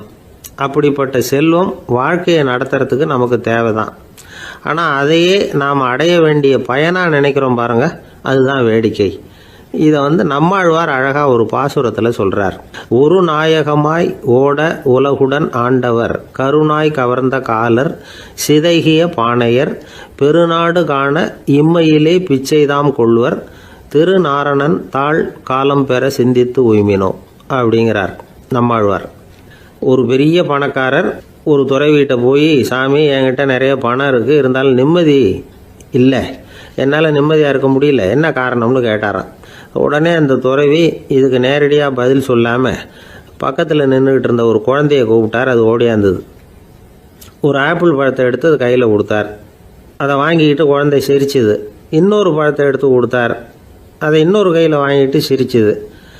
3வது ஆப்பிள் எடுத்து கொடுத்தார். 2 பழத்தையும் நெஞ்சில் அணைச்சிக்கிட்டு 3வது பழத்தையும் வாங்கிறதுக்கு முயற்சி பண்ணிச்சு. ஆனால் அது உடனே நழுவி கீழே விழுந்து உருண்டு ஓடிச்சு. ஏற்கனவே இருந்ததும் விழுந்துட்டுது. இப்போ அந்த குழந்தை அழ ஆரம்பிச்சுட்டுது. இப்போ அந்த துறவி பணக்காரர்கிட்ட சொன்னாராம், குழந்தைய கவனிச்சியா, 2 ஆப்பிள் போதும்னு அது நினச்சிருந்தா இப்போ அது அழ வேண்டிய அவசியம் வந்திருக்குமா அப்படின்னாராம். எதுவுமே அளவுக்கு மிஞ்சினா துன்பந்தான். இந்த காலத்தில் இதெல்லாம் யார் காதில் வாங்குறாங்க? ஒருத்தனை நல்ல வழிக்கு கொண்டு வரணும்னு நினச்சி அவனை கூப்பிட்டு உட்கார வச்சு இந்த கதையை சொல்லிகிட்டு இருந்தாங்க. சொல்லிவிட்டு அந்த குழந்தை செஞ்சது தப்பு தானே அப்படின்னு கேட்டிருக்கிறாங்க. ஆமாம், தப்பு தான், நானாக இருந்தால் அப்படி செஞ்சுருக்க மாட்டேன் நானா இவன். 2 பழமே போதும்னு சொல்லியிருப்பியா அப்படின்னு கேட்டிருக்காங்க. அப்படி இல்லைங்க, அவர் கொடுக்க கொடுக்க ஒவ்வொரு பழமாக வாங்கி பின்னாடி வச்சுட்டு மறுபடியும் கையை நீட்டுவேன் அப்படிங்கிறானா. இவெல்லாம் எந்த காலத்தில் திருந்துறது? ஒரு நாள் ஒரு 10-15 பள்ளிக்கூடத்து பிள்ளைங்க தேடிட்டு வந்தாங்க. உங்களை பார்த்துட்டு தான் போகணும், அதுக்காக தான் வந்திருக்கோம்னாங்க. என்ன விஷயம்னு கேட்டோம். நாங்கள்லாம் கூடி ஒரு முடிவு பண்ணியிருக்கிறோம், அதை உங்ககிட்ட சொல்லணும் அப்படின்னாங்க. அதுவும் ஒரு வாண்டு பையன் அதை சொன்னான். என்ன முடிவு அது அப்படின்னு கேட்டோம் ரொம்ப ஆர்வமாக. அதை இப்போ சொல்ல மாட்டோம், எங்களுக்கு பிடிக்கிற மாதிரி ஏதாவது ஒரு தகவல் சொன்னால் அதுக்கப்புறம் நாங்கள் அதை சொல்கிறோம் அப்படின்னா அந்த வாண்டு பையன். சரி சின்ன பையன்கிட்ட இன்னைக்கு வசமாக மாட்டிக்கிட்டோம் அப்படின்னு நினச்சிக்கிட்டு அவங்களுக்கு தகுந்த மாதிரி ஒரு கதை சொல்ல ஆரம்பித்தோம். அது என்ன கதைன்னா, ஒரு பெரிய காடு, அதில் பலவிதமான மிருகங்கள். அந்த காட்டுக்கு ஒரு சிங்கம் தான் ராஜா. எப்பவும் காட்டுக்கு அது தானே ராஜா. ஒரு பெரிய யானைக்கு இது பொறுக்கலை. என்ன இது, எப்போ பார்த்தாலும் இங்கே சிங்கத்துக்கே ராஜா பதவி கிடைக்குது, நான்லாம் எவ்வளவு பலசாலியாக இருக்கிறேன், அப்படி இருந்தும் எனக்கு அந்த பதவி கிடைக்கலையே அப்படின்னு தனக்குள்ளே பொறுமிக்கிட்டே இருந்தது. ராஜா பதவியை நினச்சி ரொம்ப ஏக்கம், அதுக்கு பதவி மோகம். இந்த சமயம் பார்த்து ஒரு குள்ள நரி கூட்டம் அதை தேடிட்டு வந்தது. ஐயா பெரியவங்களே, நீங்கள் இந்த காட்டுக்கு ராஜாவாக இருக்க ஆசைப்படுறீங்க, அதில் ஒன்றும் தப்பு இல்லை. ஆனால் அதுக்கு முன்னாடி நீங்கள் எங்கள் கூட்டத்துக்கு கொஞ்ச நாள் தலைவராக இருங்க, அதாவது ராஜாவாக இருங்களேன், உங்களுக்கும் ஒரு ட்ரைனிங் கிடைச்சது மாதிரி இருக்கும் அப்படின்னு சொல்லியிருக்குது இந்த கூட்டம், குள்ள நரி கூட்டம். இதை கேட்ட உடனே யானைக்கு ரொம்ப சந்தோஷம் தாங்கலை. அதுதான் எப்போன்னு பதவிக்காக காத்துக்கிட்டு இருக்குதே. இருந்தாலும் கொஞ்சம் பிகுவோட, சரி நீங்கள்லாம் இவ்வளோ தூரம் என்னை தேடிட்டு வந்து கேட்கறதுனால மறுக்க முடியல அப்படின்னு ரொம்ப ஏதோ அவளுக்கு சிரமப்பட்டு ஒத்துக்கிறது மாதிரி ஒத்துக்கிட்டது. ஏதோ உங்கள் ஆசைக்கு கட்டுப்படுறேன், கொஞ்ச நாள் உங்கள் கூட்டத்துக்கு ராஜாவாக இருக்கிறதுக்கு சம்மதிக்கிறேன் அப்படின்னுது. உடனே அந்த யானை ராஜ நடை போட ஆரம்பிச்சிட்டுது. யானை சாதாரணமாக நடந்தாவே எப்படி இருக்குங்கிறது நமக்கு தெரியும். அதுவே ராஜ நடை நடந்தால் எப்படி இருக்கும் கற்பனை பண்ணி பாருங்கள். யானை முன்னாடி கம்பீரமாக போய்கிட்டு இருக்குது, தலைவர் இல்லையா, அதனால் குள்ள நரிகள்லாம் ரொம்ப அடக்கமாக அது பின்னாடி அணிவகுத்து போயிட்டு இருக்குது. ராஜா வாழ்க, மன்னர் வாழ்க அப்படின்னு கோஷம் வேற. யானைக்கு தலைகால புரியல, அவ்வளவு சந்தோஷம். அந்த யானைக்கு செருக்கு ஆணவம் எல்லாம் ஏற்பட்டு போச்சு. அதுக்கப்புறம் அது தரையை பார்க்குமா, நிமிர்ந்து நடக்க ஆரம்பிச்சுட்டுது. தரையை பார்க்குறதே இல்லை. அப்படி போயிட்டுருக்கிறப்போ ஒரு சதுப்பு நிலத்தில் திடீர்னு காலை வச்சுட்டுது. அவ்வளவுதான், கால் உள்ளே போட்டுது. இன்னொரு காலை எடுத்து வச்சுது, அதுவும் உள்ளே போட்டுது. அந்த 2 காலையும் எடுக்கிறதுக்காக அடுத்த 2 காலையும் அழுத்திச்சு, அதுவும் உள்ளே போக ஆரம்பிச்சுட்டுது. இப்போ 4 காலம் வசமாக சேத்துல அழுந்தி போச்சு, எடுக்க முடியல. குள்ள நரிகள்லாம் அதை சுற்றி வந்தது. சிலது சுற்றி நின்று டான்ஸ் ஆட ஆரம்பிச்சுட்டுது யானையை பார்த்துட்டு. இதை யானை பார்த்தது. என்ன இது தலைவர், நான் தவிச்சுக்கிட்டு இருக்கிறேன், தொண்டர்கள்லாம் சுற்றி நின்று வேடிக்கை பார்த்துக்கிட்டு இருக்கிறீங்க, டான்ஸ் ஆடுறீங்க அப்படின்னு கேட்டுதான். தொண்டர்களே, தலைவர் நான் தவிச்சுக்கிட்டு இருக்கிறது உங்களுக்கு தெரியலையா? இப்போ உடனே உங்கள் தலைவரை காப்பாற்ற வேண்டியது உங்கள் கடமை இல்லையா அப்படின்னு கத்துச்சான் அந்த யானை. குள்ள நரிகளில் ஒன்று முன்னாடி நின்று அந்த யானையை பார்த்து தான், தலைவரே எங்களுக்கு ரொம்ப நாளாக ஒரு ஆசை, அந்த ஆசையை நிறைவேற்றிக்கிறதுக்காக தான் உங்களை எங்கள் தலைவராக ஏற்றுக்கிறோம்னு சொன்னோம் அப்படின்னு தான். என்ன ஆசைன்னு கேட்டிருக்கு யானை. யானை கறி சாப்பிட்டு பார்க்கணுங்கிறது எங்களுக்கு ரொம்ப நாள் ஆசை, அது இன்றைக்கி தான் நிறைவேற போகுது அப்படின்னு தான் அந்த நரி. இதை கேட்ட உடனே அந்த யானை அப்படியே மூர்ச்சி ஆகிட்டு தான். நரிகள்லாம் அது மேலே ஏறி குதற ஆரம்பிச்சுட்டு தான்.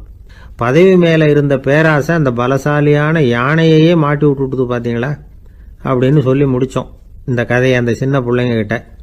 சரிங்க, இப்போ நாங்கள் உங்களை தேடி வந்த விஷயம் என்னங்கிறத சொல்லவா அப்படின்னா ஒரு வாண்டு பையன்.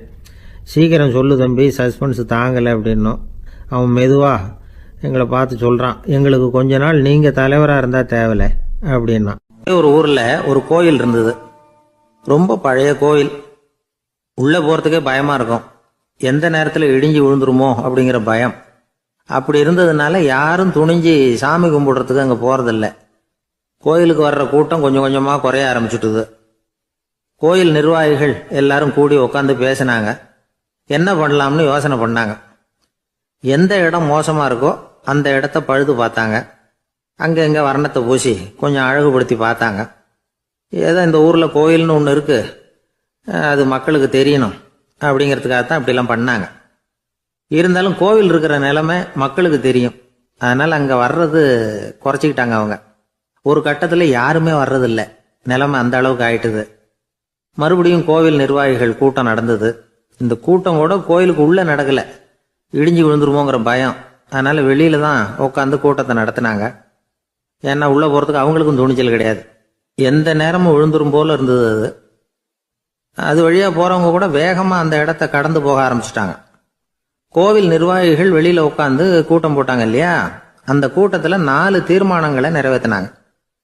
அது என்ன 4 தீர்மானம்னா, முதல் தீர்மானம், இந்த கோவிலை இடிப்பது அப்படிங்கிற முடிவை இந்த கமிட்டி மிகவும் வருத்தத்துடன் ஏற்றுக்கொள்ளுகிறது அப்படின்னு நிறைவேற்றினாங்க. இதுக்கு பதிலா இன்னொரு கோவிலை உடனடியாக கட்டி முடிச்சுடணுங்கிறது 2வது தீர்மானம். 3வது தீர்மானம் என்ன தெரியுமா? பழைய கோவிலின் கதவுகள், அதிலிருந்து பிரிச்சு எடுக்கிற செங்கல், இதையே புது கோவில் கட்டுவதற்கு பயன்படுத்தி கொள்ள வேண்டியது. பழைய கோவில் இருந்த மாதிரியே அதே வடிவத்தில் புது கோவிலையும் கட்ட வேண்டியது. பழைய கோவிலின் அஸ்திவாரத்தை அப்படியே வச்சுக்கிட்டு அதுக்கு மேலே நாம் கோயிலை கட்டிக்க வேண்டியது. இதுதான் 3வது தீர்மானம். இதையும் கமிட்டி முழு மனசோட ஏற்றுக்கிட்டது. இது வரைக்கும் சரி. இப்போ அந்த கமிட்டி 4வதா ஒரு முக்கியமான தீர்மானத்தை கொண்டுகிட்டு வந்து அதையும் ஏகமனதாக நிறைவேற்றி விட்டது. அது என்ன தீர்மானம்னா, புதிய கோவில் கட்டி முடிக்கிற வரைக்கும் பழைய கோவிலை இடிக்கிறதில்லை அப்படிங்கிற தீர்மானம். எப்படி இருக்குது பாருங்க இது. பழசை இடிக்காத வரையில் அதே இடத்துல புதுசாக எப்படி கட்ட முடியும்? பல விஷயங்களில் நாம் நடந்துக்கிற முறையும் இப்படி தான் இருக்குதான். வாழ்க்கையில் முன்னேறணும்னு ஆசைப்படுவோம். அதே நேரத்தில் அந்த முன்னேற்றத்துக்கு எது தடையாக இருக்கோ அதை விட்டு விடுறதுக்கும் மனசு வராது. வெளிநாட்டில் ஒரு பெரிய விருந்து நடந்துகிட்டு இருந்துதான். எல்லாரும் மது கோப்பையும் கையுமா அலைஞ்சிக்கிட்டு இருக்கிறாங்க. ஒருத்தர் மட்டும் கையில் எதுவும் இல்லாமல் ரொம்ப நல்ல பிள்ளையா சாதுவா ஒரு ஓரமாக தனியாக உட்காந்துருக்கிறார். அவர்கிட்ட நெருங்கி வாங்க மது சாப்பிடலாம் அப்படின்னு கூப்பிட்டாங்களாம். என்னை வற்புறுத்தாதீங்க, நான் என் மனசுக்குள்ள உறுதியாக தீர்மானம் பண்ணிவிட்டேன் அப்படின்னாராம். என்ன தீர்மானம் பண்ணியிருக்கீங்க அப்படின்னு கேட்டிருக்காங்க. ஏற்கனவே முழு போதையில் இருக்கும் பொழுது மறுபடியும் மது கோப்பையை தொடரதில்லை அப்படின்னு தீர்மானம் பண்ணியிருக்கேன் அப்படின்னாராம். ஒரு ஊரில் ஒரு குரு இருந்தார், ஜென் குரு. அவரை தேடிட்டு ஒரு மன்னர் வந்தார். வந்தவர் ஜப்பான் மன்னர். தோட்டக்கலையை பற்றி தெரிஞ்சுட்டு போகிறதுக்காக அவர் வந்தார். எப்படி தோட்டம் அமைக்கிறது அப்படிங்கிறத பற்றி அந்த குரு விவரமாக சொல்லி கொடுத்தாரு. 1 நாள் 2 நாள் இல்லை, 3 வருஷம் கற்றுக் கொடுத்தார். அதுக்கப்புறம் சொன்னார், நான் கற்றுக் கொடுத்துட்டேன், இனிமேல் நீங்கள் போகலாம், போய் தோட்டம் அமைக்கலாம். அதுதான் உங்களுக்கு பரிசை. தோட்டம் அமைச்ச பிறகு சொல்லி அனுப்புங்க, நான் வந்து பார்க்குறேன். நீங்கள் இங்கே என்னவெல்லாம் கற்றுக்கிட்டீங்களோ அதையெல்லாம் அங்கே செயல்முறையில் செஞ்சு காட்டுங்க அப்படின்னு சொல்லி அனுப்பி வச்சார். மன்னர் போனார். அரண்மனைக்கு பக்கத்திலேயே ஒரு பெரிய தோட்டத்தை உண்டு பண்ணினார். அழகான மரங்களையும் செடிகளையும் உருவாக்கினார். கிட்டத்தட்ட 1000 தோட்டக்காரர்களை பயன்படுத்தி 3 வருஷங்கள் முயற்சி பண்ணி அந்த அழகான தோட்டத்தை உருவாக்கினார்.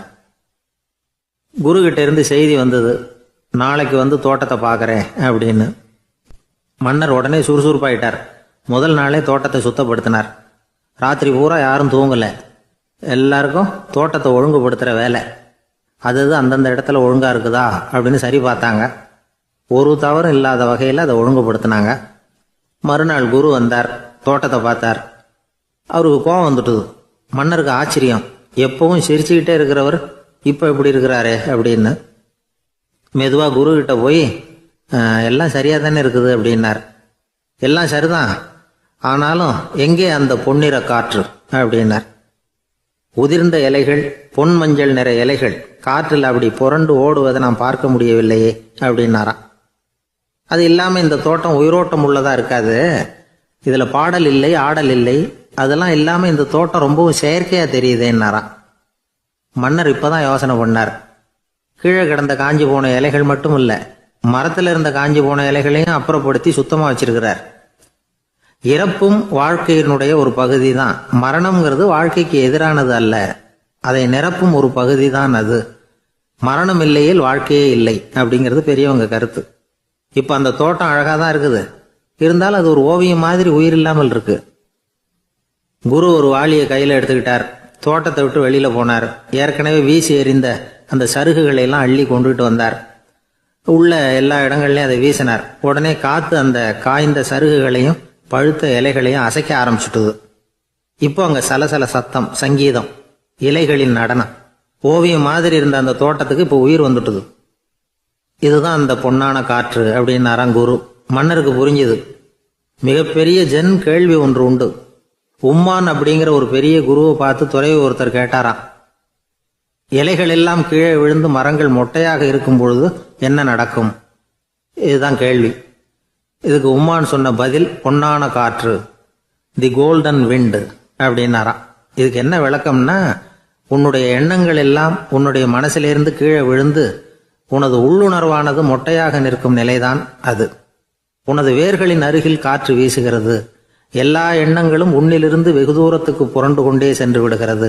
நீ அவற்றை கடந்து விட்டால் நீ அவைகளுக்கெல்லாம் மேலெழுந்து கீழே பார்ப்பவனைப் போல நிற்க ஆரம்பித்து விடுவாய். அதுதான் தியானம் என்பது அப்படின்னு சொல்றாங்க. தியானம்ங்கிறது எண்ணத்துக்கு எதிரானதில்லை. தியானம்ங்கிறது எண்ணங்களை கடந்து செல்வதுதான்.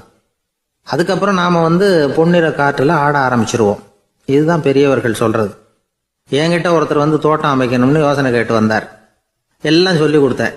செடிகள்லாம் செழிப்பா வளரணும்னா வேர் காயாம பார்த்துக்குங்க, தினமும் தண்ணி விடுங்க அப்படின்னு சொல்லி அனுப்பி வச்சேன். ஒரு மாசம் கழிச்சு ஒரு தோட்டத்தை பார்க்கறதுக்காக போனேன். போய் பார்த்தா எல்லா செடியும் வாடி கிடக்குது. என்னங்க இப்படி பண்ணிவிட்டீங்கன்னு. நீங்க சொன்னபடி தான் செஞ்சேன்னார். என்ன செஞ்சீங்கன்னு கேட்டேன். வேர் காயாம பார்த்துக்க சொன்னீங்க, தினமும் ஒரு தடவை எல்லா செடியையும் ஒவ்வொன்றா பிடுங்கி பார்த்து வேர் காயாம இருக்கா அப்படின்னு பார்த்துட்டு அதுக்கப்புறம் தண்ணி பாய்ச்சனே, அவ்வளவுதான் அப்படின்னார். ஒரு ஆளு வேகமா நடந்து போய்கிட்டு இருந்தான். அவன் வேகமா நடக்கிறதுக்கு காரணம் வெயில் காலம், காலில் செருப்பு இல்லை, மணல் பாதை, அதுதான் வேகம். காலில் செருப்பும் இல்லாம கையில குடையும் இல்லாம அந்த ஆளு வெயில்ல நடந்து போய்கிட்டு இருக்கிறான். அந்த சமயத்துல இன்னொருத்தன் குதிரை மேலே ஏறி அந்த வழியா வந்துகிட்டு இருக்கிறான். அவன் காலில் செருப்பும் இருந்தது, கையில குடையும் இருந்தது. நடந்து போய்கிட்டு இருந்தவன் அந்த குதிரை ஆசாமியை பார்த்து கேட்டான், ஐயா, நீங்களும் குதிரை மேல உட்காந்துக்கிட்டு போய்கிட்டு இருக்கிறீங்க, அப்படி இருக்கிறப்போ உங்களுக்கு அந்த செருப்பு என்னத்துக்கு? அதை எனக்கு கொடுத்து உதவலாமே அப்படின்னா. குதிரை மேல உட்காந்துருந்தவன் யோசனை பண்ணி பார்த்தான். இவன் சொல்றது நியாயம்தானே அப்படின்னு சொல்லி தன்னுடைய செருப்பை கழட்டி அந்த வழிப்போக்கனுக்கு கொடுத்துட்டான். ரொம்ப நல்லதுங்க அப்படின்னு சொல்லி இவன் அதை வாங்கி காலில் மாட்டிக்கிட்டான். அதுக்கப்புறம் மறுபடியும் இவன் ஆரம்பிச்சான், ஐயா, நீங்க குதிரையில் போறதுனால போக வேண்டிய இடத்துக்கு வேகமா போய் சேர்ந்துருவீங்க, அதனால உங்க கையில் அந்த குடை என்னத்துக்கு? நான் நடந்து போயிட்டு இருக்கிறவன், ரொம்ப நேரம் நடக்க வேண்டியிருக்கும் இந்த வெயில்ல, அதனால அந்த குடையையும் எனக்கு கொடுங்களேன் அப்படின்னா. குதிரை வீரன் யோசனை பண்ணி பார்த்தான். இதுவும் நியாயம்தானே அப்படின்னு அவனுக்கு தோணுச்சு. உடனே இறக்கப்பட்டு தன் காலில் இருந்த செருப்பை கொடுத்தது மாதிரியே தன் கையில் இருந்த கொடையையும் இவங்கிட்ட கொடுத்துட்டான். அதுக்கப்புறம் அவன் நிம்மதியா புறப்பட்டான். இப்ப மறுபடியும் கை தட்டி அவனை நிறுத்தினான். கீழே நின்றுட்டு இருந்தவன், என்னப்பா ஏன் என்ன நிறுத்தின, இன்னும் ஏதாவது வேணுமா உனக்கு அப்படின்னா குதிரையில இருந்தவன். இவன் மெதுவா வாயை திறந்து அந்த குதிரையையும் என்கிட்ட கொடுத்துருங்களேன்னா. அந்த குதிரை வீரன் இப்போ ஒரு கணம் யோசனை பண்ணி பார்த்தான். உடனே என்ன பண்ணான் தெரியுமா? தன்கிட்ட இருந்த குதிரை சவுக்கை எடுத்தான். குதிரை சவுக்கால அந்த ஆளை வாங்குவாங்கன்னு வீசி தள்ளிவிட்டான். இவ்வளவு சவுக்கடியும் வாங்கிக்கிட்டு இந்த ஆள் என்ன பண்ணான் தெரியுமா? சிரிக்கிறான். அடி வாங்கிட்டு யாராவது சிரிப்பாங்களா? குதிரை வீரனுக்கு ஒன்றும் புரியல. என்னப்பா அது, ஏன் இப்படி அடி வாங்கிட்டு இப்படி சிரிக்கிறியே அப்படின்னு கேட்டான். இப்ப அந்த வழிப்போக்கன் சொல்றான், ஐயா, நான் இப்படி சிரிக்கிறதுக்கு காரணம் இருக்கு. இப்படி குதிரை கேட்டு உங்ககிட்ட அடி வாங்கலேன்னு வச்சுக்கோங்க, என் உயிர் உள்ள வரைக்கும் மனசுல ஒரு தவிப்பு இருந்துகிட்டே இருக்கும். செருப்பையும் கொடையையும் கேட்ட உடனே கொடுத்தவன் குதிரையையும் கேட்டிருந்தா கொடுத்துருப்பானோ அப்படிங்கிற பேராசையில ஏங்கிக்கிட்டே இருந்திருப்பேன். இப்போ உங்ககிட்ட அடி வாங்கின பிறகு என்னுடைய அந்த சந்தேகம் தீர்ந்து போச்சு. என்னுடைய ஆசைக்கு எல்லை எது அப்படிங்கறத எனக்கு புரிஞ்சுட்டுது அப்படின்னு சொல்லிவிட்டு அவன் நடக்க ஆரம்பிச்சுட்டானான். ஆசைக்கும் எல்லை உண்டு அப்படிங்கிறத விளக்கறதுக்காக வாரியார் சுவாமிகள் சொல்ற கதை இது. இந்த காலத்திலயும் ஒருத்தன் அது மாதிரி கொடை செருப்போட குதிரையில போய்கிட்டு இருந்தான். எதிரில் நடந்து வந்தவன், ஐயா, உங்க கொடையை எனக்கு கொடுங்களேன்னு கேட்டான். உடனே அவன் குதிரையிலிருந்து கீழே குதிச்சு அவனை சாட்டையால் அடிக்க ஆரம்பிச்சுட்டான். இன்னொருத்தர் அந்த வழியா வந்தவர் இதை பார்த்தார். ஏன்பா, அவன் கேட்டான், உன்னால முடியலன்னா இல்லைன்னு சொல்லிட வேண்டியது தானே, அதுக்காக ஏன் இப்படி அவனை போட்டு அடிக்கிறேன்னு கேட்டார். உங்களுக்கு விவரம் புரியாது சார், காலம் ரொம்ப கெட்டு போச்சு. கேட்டதை கொடுத்தேன்னு வச்சுக்கோங்க, இந்த குதிரையே என்னோடது, அவன் திருடிக்கிட்டு போறான் அப்படின்னு என் பேர்ல புகார் கொடுக்க ஆரம்பிச்சிருவான் சார் அப்படின்னா. அது எப்படி அவ்வளவு உறுதியா சொல்றேன்னு கேட்டார் அவரு. ஏற்கனவே அது மாதிரி ஒருத்தன் பேர்ல புகார் கொடுத்துட்டு தான் இந்த குதிரையை நான் தள்ளிட்டு வந்துகிட்டு இருக்கிறேன் அப்படின்னார். ஒரு சன்னியாசி, அவரு ஒரு நாள் ஒரு கனவு கண்டாராம். அந்த கனவுல அவர் சொர்க்கத்துக்கு போறார். அங்க ஒரு பெரிய திருவிழா நடந்துகிட்டு இருக்குது. எங்க பார்த்தாலும் அலங்கார வளைவுகள், வண்ணமயமான விளக்குகள், பாதைகள் பூரா மலர்கள், எல்லா கட்டடங்களும் ஒளிமயம். அவ்வளவு கோலாகலமாக பிரம்மாண்டமாக அந்த திருவிழா நடந்துகிட்டு இருக்குது. அது என்ன திருவிழாங்கிறது இந்த சன்னியாசிக்கு புரியல. அங்கே எதிரில் வந்துகிட்டு இருந்த ஒருத்தரை நிறுத்தி, என்ன விசேஷம் இங்கே அப்படின்னு விசாரிச்சாராம். உனக்கு தெரியாத விஷயம், இன்னைக்கு இறைவனுக்கு பிறந்த நாள், அதை தான் எல்லாரும் சேர்ந்து கொண்டாடுறோம். இதுக்காக பிரம்மாண்டமான ஊர்வலம் ஒன்று வரப்போகுது. இறைவனே அந்த ஊர்வலத்தில் கலந்துக்கிறார் அப்படின்னார் அவர். உடனே அந்த சன்னியாசி ஒரு மரத்து நிழலில் ஒதுங்கி நின்றுக்கிட்டார். ஊர்வலம் வந்துக்கிட்டு இருக்குது. முதல்ல ஒரு குதிரை வந்துக்கிட்டு இருக்கு. அது மேலே ஒருத்தர் உட்காந்துருக்கிறார். அவருக்கு பின்னாடி நிறைய பேர் கூட்டமாக வந்துக்கிட்டு இருக்கிறாங்க. இவ்வளவு கூட்டம் இவர் பின்னாடி வருதே, யார் இவர் அப்படின்னு கேட்டார். ஒரு மதத்தின் பெயரை சொல்லி, இவர் அந்த மதத்தின் தலைவர், அவரை பின்பற்றுகிற மக்கள் கூட்டம் பின்னாடி வந்துகிட்டு இருக்குது அப்படின்னு விவரம் சொல்லியிருக்கிறாங்க. இவங்களுக்கு அடுத்தபடியா இன்னொரு குதிரையில் ஒருத்தர் வந்துகிட்டு இருக்கிறார். அவருக்கு பின்னாடி ஏகப்பட்ட கூட்டம். இவர் யாருங்க அப்படின்னு கேட்டிருக்காரு சன்னியாசி. அங்கே இருக்கிறவங்க விவரம் சொல்லியிருக்கிறாங்க. இன்னொரு மதத்தின் பெயரை சொல்லி, இவர் அந்த மதத்தினுடைய தலைவர், அவர் வழியை பின்பற்றுகிறவர்கள் அவர் பின்னாடி கூட்டமாக வந்துகிட்டு இருக்கிறாங்க அப்படின்ட்டு இருக்காங்க. இப்படி ஒவ்வொருத்தராக குதிரை மேலே வந்துக்கிட்டே இருக்கிறாங்க. அவங்கள பின்பற்றியும் ஒவ்வொரு கூட்டம் வந்துக்கிட்டே இருக்குது. அந்த பெரிய ஊர்வலம் அது பாட்டுக்கு போய்கிட்டு இருக்குது. கடைசியாக அது முடிஞ்சது ரொம்ப நேரம் கழித்து. அதுக்கப்புறம் கொஞ்சம் நேரம் கழித்து ஒரு வயசான ஆள் குதிரை மேலே வந்துக்கிட்டு இருக்கிறார். ஆனால் அவருக்கு பின்னாடி யாருமே இல்லை. அவர் பரிதாபமாக தனியாக வந்துக்கிட்டு இருக்கிறார். அவர் அந்த ஊர்வலத்தை சேர்ந்தவரா இல்லையாங்கிறதே தெரியல. இவர் யார், இவர் ஏன் இப்படி தனியாக வந்துக்கிட்டு இருக்கிறார் அப்படின்னு கேட்டிருக்கார் அந்த சன்னியாசி. என்னது இப்படி கேட்குறீங்க? இவர் தான் கடவுள். இவருக்காக தான் இன்னைக்கு இந்த ஊர்வலமே நடக்குது. இவருக்கு தான் இன்னைக்கு பிறந்த நாள். முன்னாடி போகிற ஊர்வலம் பூரா இவருடைய பிறந்த நாளை கொண்டாடுறதுக்காக தான் அப்படின்ட்டுருக்காங்க. இதை கேட்டதும் அந்த சன்னியாசிக்கு திடுக்குன்னு தூக்கி போட்டிருக்கு. இது வரைக்கும் கனவு கண்டுகிட்டு இருந்தவர் முடிச்சுக்கிட்டார். அதுக்கப்புறம் தான் யோசிச்சு பார்த்துருக்கார். உண்மைதான், மக்கள் எல்லாரும் பக்தி மார்க்கத்தில் போகிறதா நினச்சிக்கிட்டு பாதை மாறி போயிட்டு இருக்கிறாங்க. கடவுளை பின்பற்றுவதாக நினைக்கிறாங்க பக்தர்கள். ஆனால் கடவுளுக்கு பின்னாடி யாருமே இல்லை. இன்னமும் இயல்பாக இதை பற்றி யோசிச்சு பார்த்தா, உண்மைக்கு பின்னாடி தான் நான் போய்கிட்டு இருக்கேன் அப்படின்னு நிறைய பேர் சொல்கிறாங்க. ஆனால் அந்த உண்மை அனாதையாக போய்கிட்டு இருக்குது. அப்படி ஆயிட்டுது உலகம். இந்த காலத்துலேயும் ஒரு ஊர்வலம். ஒரு பெரிய மனுஷருக்கு பிறந்த நாள் விழா. அவர் குதிரை மேலே ஏறி முன்னாடி போயிட்டு இருக்கிறார். அவருக்கு பின்னாடி ஒரு 100 பேர் தொண்டர்கள் அவங்க பாட்டுக்கு போகிறாங்க. எல்லாம் பணம் கொடுத்து ஏற்பாடு பண்ணவங்க. எல்லாம் பணம் வாங்கிட்டு பின்னாடி போயிட்டு இருக்கிறாங்க. கொஞ்சம் தூரம் நடந்ததும் கால் வலிக்க ஆரம்பிச்சுட்டுது. ஒவ்வொருத்தராக அப்படியே ஒதுங்க ஆரம்பிச்சிட்டாங்க. அதான் முன்னாடியே பணம் கிடைச்சிட்டுதே, இனிமேல் ஒதுங்கினா என்னன்னு ஒதுங்கிட்டாங்க. ஒரு கட்டத்தில் குதிரையில் போகிறவர் தற்செயலாக திரும்பி பார்க்குறாரு. பின்னாடி யாருமே இல்லை. எல்லாரும் ஓடி போயிட்டாங்க. ஒரே ஒரு ஆள் மட்டும் ரொம்ப விசுவாசமாக பின்னாடி நடந்து வந்துக்கிட்டு இருந்தான். ஏன்ப்பா நீ மட்டும் வந்துக்கிட்டு இருக்கிறியே, நீ வீட்டுக்கு போகலையான்னு கேட்டிருக்காரு அவர். நீங்கள் அந்த குதிரையையும் அதுக்குள்ள வாடகை பணத்தையும் கொடுத்துட்டீங்கன்னா நானும் போயிடுவேன் அப்படின்னு நானாம் இந்த ஆள். ஒரு ஊரில் ஒருத்தர் இருந்தார். ரொம்ப நல்லவர்.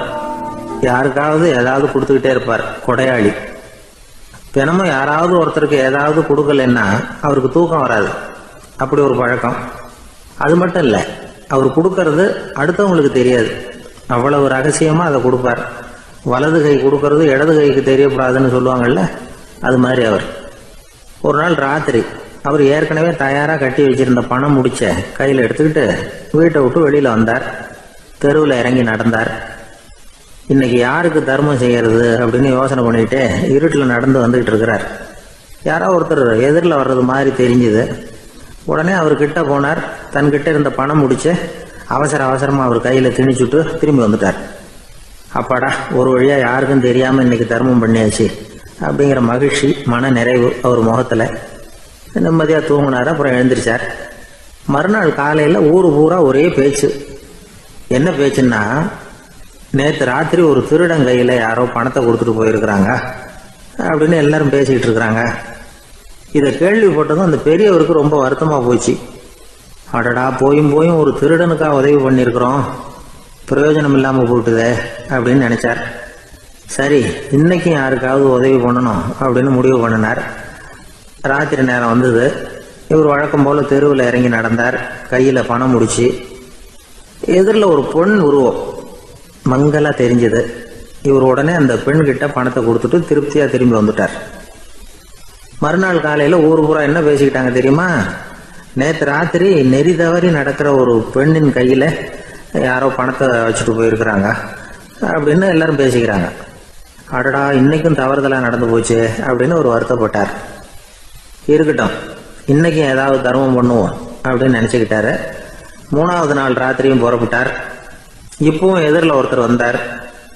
இவர் பணத்தை கொடுத்தார், திரும்பி வந்துட்டார். மறுநாள் மக்கள் என்ன பேசிக்கிட்டாங்கன்னா, நேற்று ராத்திரி ஒரு செல்வந்தர் கையில யாரோ பணத்தை கொடுத்துட்டு போயிருக்கிறாங்க அப்படின்னு பேசிக்கிட்டாங்களாம். அவருக்கு ரொம்ப வருத்தமா போட்டுது.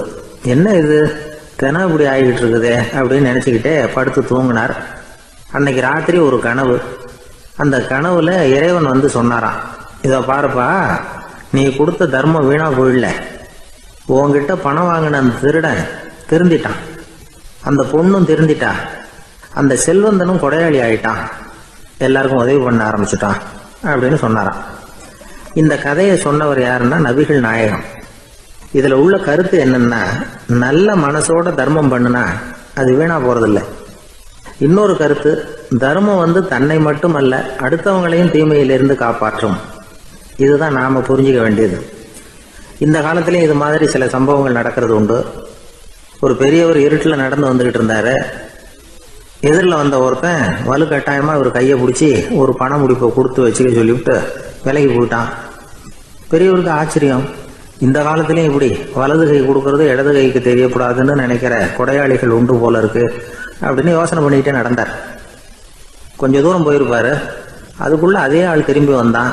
கொடுத்த பண முடிப்பை திருப்பி கொடுங்க அப்படின்னு கேட்டு வாங்கிட்டான். இவருக்கு ஒன்றும் புரியல. ஏன் இப்படி பண்றேன்னார். அது ஒன்றும் இல்லைங்க, கொஞ்ச நேரம் இதை உங்ககிட்ட கொடுத்து வச்சிருந்தேன், அவ்வளவுதான் அப்படின்னா. ஏன்னு கேட்டார். என்னை பின்னாடி போலீஸ் தேடிக்கிட்டு வந்துகிட்டு இருக்குது, அதுதான் அப்படி பண்ணேன். இப்போ போயிட்டுது, இனிமே ஒன்றும் பயம் இல்லை அப்படின்னு சொல்லிவிட்டு அவன் பாட்டுக்கு நடந்து போறான். அவர் ஒரு பெரிய குடும்பத்துல பிறந்தவர். இருக்கிற சொத்துக்கள் எல்லாத்தையும் வாரி வழங்கி விட்டு காட்டுக்கு புறப்பட்டார் தவம் செய்யறதுக்காக. இருந்தது ஊராவும் கொடுத்துட்டார், இனிமே எதுவுமே இல்லை கொடுக்கறதுக்கு. அப்போ கடைசியா ஒருத்தன் வந்து கையை நீட்டினானா, ஐயா ஏதாவது கொடுங்கன்னு இருக்கான். அவர் பார்த்தார், கட்டியிருக்கிற வேட்டியை தவிர வேற எதுவுமே இல்லை. 8 முழம் பட்டு வேட்டி, ஜரிகை கரையோடு இருக்குது. கடைசியா அதை தான் எடுத்துக்கிட்டு அவர் புறப்பட்டு இருக்கார். அவர் பார்த்தார், எதிரில் அவன் பரிதாபமா நின்றுட்டு இருக்கிறான். அந்த 8 முழ வேட்டியை 2ஆ கிழிச்சார். 4 முழத்தை அவங்ககிட்ட கொடுத்தாரு. மீதி 4 முழத்தை தன்னுடைய இடுப்புல கட்டிட்டு அவர் காட்டுக்கு போயிட்டார். இவன் என்ன பண்ணான் தெரியுமா, கையில கிடைச்ச 4 முழத்தை எடுத்துக்கிட்டு கடை வீதிக்கு போனான். பழைய பட்டு வேட்டி ஜருகை இதையெல்லாம் விலைக்கு வாங்குற வணிகர் ஒருத்தர் இருக்கார், அவர்கிட்ட போனான். இதை விலைக்கு எடுத்துக்கிறீங்களா அப்படின்னு கேட்டிருக்கான். அவர் வாங்கி பார்த்துருக்கார். ஆஹா, இது ரொம்ப அருமையான வேட்டி, விலை உயர்ந்த ஜருகை, இது ஏது உனக்கு அப்படின்னு கேட்டாரான். அவன் நடந்தது சொல்லியிருக்கான். அப்படின்னா ஒன்று செய்ய, இந்த வேட்டியோட இன்னொரு பாதியையும் மெதுவாக வாங்கிட்டு வந்துரு, உனக்கு நிறைய பணம் தர்றேன் அப்படின்னாரான் அந்த வணிகர். இவன் கொஞ்சம் யோசனை பண்ணி பார்த்தான். கொஞ்சம் இருங்க, வந்து விடுறேன் அப்படின்னு சொல்லிவிட்டு நேராக காட்டுக்கு போனான். அவர் எங்க இருக்காருன்னு தேடி கண்டுபிடிச்சான். அவர் ஒரு இடத்துல தவக்கோலத்தில் இருக்கிறார். கட்டியிருந்த இடவேட்டியும் அவர் அறியாமல் நழுவி கீழே விழுந்து கிடக்குது. இவனுக்கு ரொம்ப வசதியா போச்சு. அவரை கேட்க வேண்டிய அவசியமே இல்லை. மெதுவா சத்தம் போடாம அடி மேல அடி வச்சு நெருங்கினான். அவர் கண்ணை மூடிக்கிட்டு அவர் பாட்டு நின்றுட்டு இருக்கிறார். இவன் மெதுவா போய் கீழே கிடந்த அந்த துணியை எடுத்துக்கிட்டு சத்தம் போடாம திரும்பி நடந்தான். ஒரு 2-3 அடி எடுத்து வச்சிருப்பான். அப்படி ஓட ஆரம்பிக்கிற சமயத்துல அவன் காலில் கீழே கிடந்த முள்ளு ஒண்ணு நறுக்குன்னு தச்சு விட்டுது. வலி தாங்க முடியாம அம்மான்னு கத்திருக்கான். இந்த சத்தத்தினால கண்ணை மூடி நின்றுகிட்டு இருந்த அவரோட தவம் கலைஞ்சது. மெல்ல கண்ணை திறந்து பார்க்கிறார். தன் இடையில இருந்த வேட்டி அவன் கையில இருக்கு. இப்ப அவர் நினைக்கிறார், என்ன நினைக்கிறாருன்னா, இந்த வேட்டி மீது நான் வைத்த ஆசை அல்லவா அவனை திருடனாக ஆக்கி விட்டது அப்படின்னு நினைச்சாராம். இந்த வேட்டி மேல நாம வச்ச ஆசை அவனை திருடும்படி ஆக்கி விட்டதே அப்படின்னு நினைச்சாராம். இது எப்பேற்பட்ட மனநிலை அப்படிங்கிறத கொஞ்சம் யோசனை பண்ணி பாருங்க. தான் ஒரு பொருள் மேல வச்ச பற்று இன்னொரு மனிதன் திருடனாக ஆகிறதுக்கு காரணம் ஆயிட்டுதேன்னு நினைக்கிறார். அப்படி நினைச்ச அந்த பெரியவர் யார் தெரியுமா? அவர் தான் மகாவீரர். இழந்துட்டேங்கிறிய, நீ என்னத்தை கொண்டுகிட்டு வந்த எங்க இழந்துடுறதுக்கு? நீ என்னத்தை உண்டாக்குன இது அழிஞ்சுட்டுதுன்னு சொல்றதுக்கு? இதுதான் அவருடைய சிந்தனை. இன்றைக்கு நம்ம சிந்தனையெல்லாம் வேற மாதிரி இருக்குது. ஒருத்தன் நடுத்தெருவில் உட்காந்து அழுதுகிட்டு இருந்தான். அந்த வழியா வந்தவர் ஒருத்தர், ஏன்பா அழறேன்னு கேட்டாராம். 5 ரூபா சார், இந்த இடத்துல விழுந்துட்டுது, ரொம்ப நேரமா தேடுறேன், கிடைக்காது போல இருக்கு அப்படின்னு சொல்லிவிட்டு அழறான். எப்போ தொலைஞ்சதுன்னு கேட்டாராம் அவரு. அது எனக்கு தெரியாது சார், பணத்தை தொலைச்சவன் தேடி பார்த்துட்டு போயிட்டான், நான் அவனுக்கு பின்னாடி தேட வந்தவன் அப்படின்னு நானா இவன். நம்மள மாதிரி ஒரு ஆசாமி அவன் நம்மள மாதிரியே கற்பனை பண்ணான். அதாவது நாம தான் இந்த உலகத்துல ரொம்பவும் கஷ்டப்படுறோம், மற்றவங்க எல்லாம் சந்தோஷமா இருக்கிறாங்க அப்படின்னு அவன் நினைச்சுக்கிட்டான். அவன் ஒரு நாள் கடவுளை வேண்டிக்கிட்டானா, சுவாமி இந்த உலகத்துல எவ்வளவோ பேர் இருக்கிறாங்க, ஒவ்வொருத்தருக்கும் ஒவ்வொரு விதமான கஷ்டம் இருக்கலாம், ஒத்துக்கிறேன், இருந்தாலும் எனக்கு அது கொஞ்சம் அதிகமா இருக்கிறது மாதிரி தெரியுது, அதனால நீங்க எனக்காக ஒரு சின்ன உதவி செஞ்சா போதும். அது வேற ஒண்ணும் இல்ல, என்கிட்ட இருக்கிற துயரங்களை இன்னொருத்தர் யாருகிட்டயாவது கொடுத்துருங்க, அவர்கிட்ட இருக்கிற துயரங்களை என்கிட்ட மாத்தி கொடுத்துருங்க, ஒரு மியூச்சுவல் டிரான்ஸ்பர், அவ்வளவுதான், அப்படி பண்ணிவிட்டா போதும் அப்படின்னு வேண்டிக்கிட்டானா. அன்னைக்கு ராத்திரியே அவன் ஒரு கனவு கண்டிருக்கான். வானத்திலிருந்து ஒரு குரல் கேட்டிருக்கு. அது என்ன சொல்லிச்சு தெரியுமா? ஏ ஜனங்களே, எல்லாரும் அவங்க கஷ்டங்களை ஒரு பையில போட்டு எடுத்துக்குங்க, அப்படி எடுத்துக்கிட்டு நேரா இந்த ஊர் எல்லையில இருக்கிற கோயிலுக்கு வந்து சேருங்க அப்படின்னு அந்த குரல். ஆஹா, கடவுள் நம்ம பிரார்த்தனைக்கு செவி சாய்ச்சுட்டார் அப்படின்னு சந்தோஷப்பட்டான் இவன். உடனே என்ன பண்ணா, தன்கிட்ட இருந்த கஷ்டத்தையெல்லாம் ஒரு சாக்கு பையில போட்டு எடுத்துக்கிட்டான். வீட்டை விட்டு வெளியில வந்தான். தெருவில் இறங்கி நடக்கிறான். அங்க பார்த்தா ஏகப்பட்ட பேர் ஆளுக்கு ஒரு பைய தூக்கிக்கிட்டு கோயிலுக்கு போயிட்டு இருக்கிறாங்க. சில பேர் மூட்டையா கட்டி தலையில சுமந்துக்கிட்டு போயிட்டு இருக்கிறாங்க. இவன் பார்த்தான். இவனுக்கு ரொம்ப ஆச்சரியமா இருந்தது. ஏன்னா எல்லாரும் வச்சிருக்கிற பைய இவன் பைய விட பெருசா இருந்தது. இவன் பை தான் இருக்கிறதுலயே கொஞ்சம் சின்னதா தெரிஞ்சது.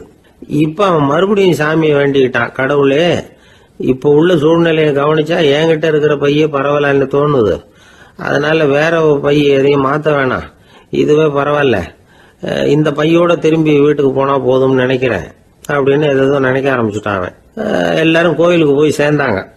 கோயில்ல அந்த குரல் மறுபடியும் கேட்டுது. எல்லாரும் அவங்கவுங்க பைகளை சோகத்துல தொங்க விடுங்க, திடீர்னு விளக்குகள் அணையும், மணி அடிக்கப்படும், அதுதான் அடையாளம். அந்த சமயத்துல இருட்டுல உங்களுக்கு வேண்டிய பைய நீங்க மாத்தி எடுத்துக்கலாம், தேர்ந்தெடுத்துக்கலாம். வெளிச்சம் இருக்கிறப்பவே உங்களுக்கு பிடிச்ச பைக்கு பக்கமா பார்த்து நீங்க நின்னுக்கலாம் அப்படின்னு சொல்லி விவரம் சொல்லிச்சான் அந்த குரல். அப்படி சொன்னதுக்கு அப்புறம் திடீர்னு விளக்கு அணைஞ்சுது, மணி அடிச்சுது. கொஞ்ச நேரம் கழிச்சு மறுபடியும் விளக்குகள்லாம் எரிஞ்சுது. இப்போ பார்த்தா எல்லாரும் அவங்கவுங்க பையையே கெட்டியா பிடிச்சிட்டு நிக்கிறாங்க. இவனும் அப்படியே நிக்கிறான். இவன் மெதுவா பக்கத்துல நிக்கிறவங்க கிட்ட கேட்டானா, ஏன் நீங்க பைய கையிலேயே வச்சிருக்கிறீங்க, செவுத்துல மாட்டலையா அப்படின்னு கேட்டிருக்கான். இல்லப்பா, நீ ஏன் கையிலேயே வச்சிருக்கிறியோ அதே காரணத்துக்காக தான் நாங்களும் வச்சிருக்கிறோம். நம்ம கவலைகளை பத்தி நமக்கு ஓரளவுக்காவது தெரியும், ஆனா மற்றவங்க கவலைகள் நமக்கு பரிச்சயம் இல்லாதவை, பழக்கம் இல்லாதது. அதனால நமக்கு தெரிஞ்ச கவலைகளை சமாளிக்கிறது சுலபம். தெரியாததை சமாளிக்கணும்னா மறுபடியும் ஆரம்பத்தில இருந்து ஆரம்பிக்கணும். அதனால பழைய நண்பர்களோட வாழறது தான் மேல் அப்படின்னு நானாம். அதுக்கப்புறம் அவன் தன்னோட பைய போதும்னு வீட்டுக்கு திரும்பி வந்துட்டானான். இது ஒரு பெரியவர் சொல்லி இருக்கிற கதை. அதனால நம்ம கிட்ட இருக்கிற கஷ்டங்கள் தான் பெருசு, அதை இன்னொருத்தங்கிட்ட கொடுத்துட்டு மாத்திக்கலாம் அப்படின்னு நினைக்கிறது தப்பு. இதே மாதிரி இன்னொரு சம்பவம். ஒரு ஊர்ல ஒரு நாள் ராத்திரி ஆகாயத்திலிருந்து கடவுள் குரல் கேக்குது. இந்த ஊர்ல இருக்கிற ஜனங்கள்லாம் கொஞ்சம் கவனிங்க, உங்களுக்கு ஒரு செய்தி. அதாவது இங்க இருக்கிற ஜனங்கள்லயே கொஞ்சம் கூட கவலையே இல்லாத ஆள் யாருன்னு எனக்கு தெரியணும். அதனால எல்லாரும் அவங்க கவலைகளை ஒரு பையில போட்டு எடுத்துக்கிட்டு கோயிலுக்கு வாங்க அப்படின்னாரு கடவுள். உடனே வரிசையா எல்லாரும் வர ஆரம்பிச்சாங்க. எல்லார் கையிலயும் பை இருந்தது, சின்னதும் பெருசுமா. கவலையே இல்லாத ஆள் யாருன்னு தேடினார் கடவுள். ஒரே ஒரு ஆள் மட்டும் கையில எதுவும் இல்லாம வெறும் கையை வீசிக்கிட்டு ரொம்ப ஜாலியா நடந்து வந்துகிட்டு இருந்தான். கடவுள் அவங்க கிட்ட போனார். ஏன்பா உனக்கு கவலையே இல்லையா அப்படின்னு கேட்டார். எனக்கும் சில கவலைகள்லாம் உண்டு அப்படின்னு அவன். எங்க அதெல்லாம்னு கேட்டிருக்காரு கடவுள். பின்னாடி லாரியில வந்துகிட்டு இருக்கு அப்படின்னு அவன். ஒரு காட்டுல ஒரு நரி இருந்தது. ஒரு நாள் காலை நேரம் அது தன்னுடைய இருப்பிடத்திலிருந்து வெளியில வந்தது. கொஞ்ச தூரம் நடந்து வந்தது. அப்பதான் அது தன்னோட நிழலை கவனிச்சு பார்த்தது. பார்த்தா அது ரொம்ப நீளமா பெருசா இருக்குது. காலை நேரத்துல நிழல் அப்படித்தானே இருக்கும். ஆனா அந்த நரிக்கு அந்த விஷயம் தெரியல. தன்னுடைய நீண்ட பெரிய நிழலை பார்த்து ஆச்சரியப்பட்டது. ஆஹா, நாம இவ்வளவு பெருசாவா இருக்கிறோம் அப்படின்னா என்னுடைய காலை சாப்பாட்டுக்கு ஒரு யானை இல்லைன்னா ஒரு ஒட்டகம் கிடைச்சாதான் சரியா இருக்கும் போல இருக்கு அப்படின்னு முடிவு பண்ணிட்டுது. உடனே ஒரு யானை அல்லது ஒட்டகத்தை தேடி அலைஞ்சது, எங்க கிடைக்கும்னு. கிடைக்கவே இல்லை. மத்தியானம் 12 மணி ஆயிட்டுது. பசியோட அலையுது. இப்ப தன்னோட நிழலை பார்த்தது. அது மத்தியான நிழல் எப்படி இருக்கும், அது ரொம்பவும் குறுகி போய் தெரிஞ்சுது. உடனே அந்த நரி என்ன நினைச்சுக்கிட்டு தான் தெரியுமா, காலை ஆகாரம் சாப்பிடாததுனால நம்ம உடம்பு இப்படி அழிச்சு போட்டுதே அப்படின்னு நினைச்சுக்கிட்டு தான். கொஞ்ச நேரம் கழிச்சு மறுபடியும் தன்னுடைய நிழலை பார்க்குது. அது இன்னமும் குறுகி போய் காலடியிலேயே வந்துட்டுது. அதுக்கு பயமா போயிடுது. ஐயோ, இன்னும் கொஞ்ச நேரத்துல நாம இறந்துருவோம் போல இருக்க, இப்ப என்ன செய்யறது? இந்த சமயத்துல ஒரு எறும்பு கிடைச்சா கூட போதும், அதை நம்ம காலை ஆகாரமா நினைச்சு சாப்பிட்டுள்ளாமே அப்படின்னு நினைச்சுதான். நம்முடைய நிழல் கூட நம்மள மாதிரியே தான் அடிக்கடி மாறிக்கிட்டே தான் இருக்குது. அது எப்பவும் ஒரே மாதிரி இருக்கிறது இல்ல. மனிதனுக்கு ஏற்படுகிற தன்முனைப்பு இருக்கு பாருங்க, ஈகோ, அது கூட ஒரு நிழல் மாதிரி தானா. அப்படி நினைக்க ஆரம்பிச்சுட்டா அதனால ஏதும் பிரச்சனை வராதான். தன்முனைப்பை நிழல் போலவே ஏற்றுக்கொள்ளுங்கள் அப்படிங்கிறது பெரியவங்க கருத்து.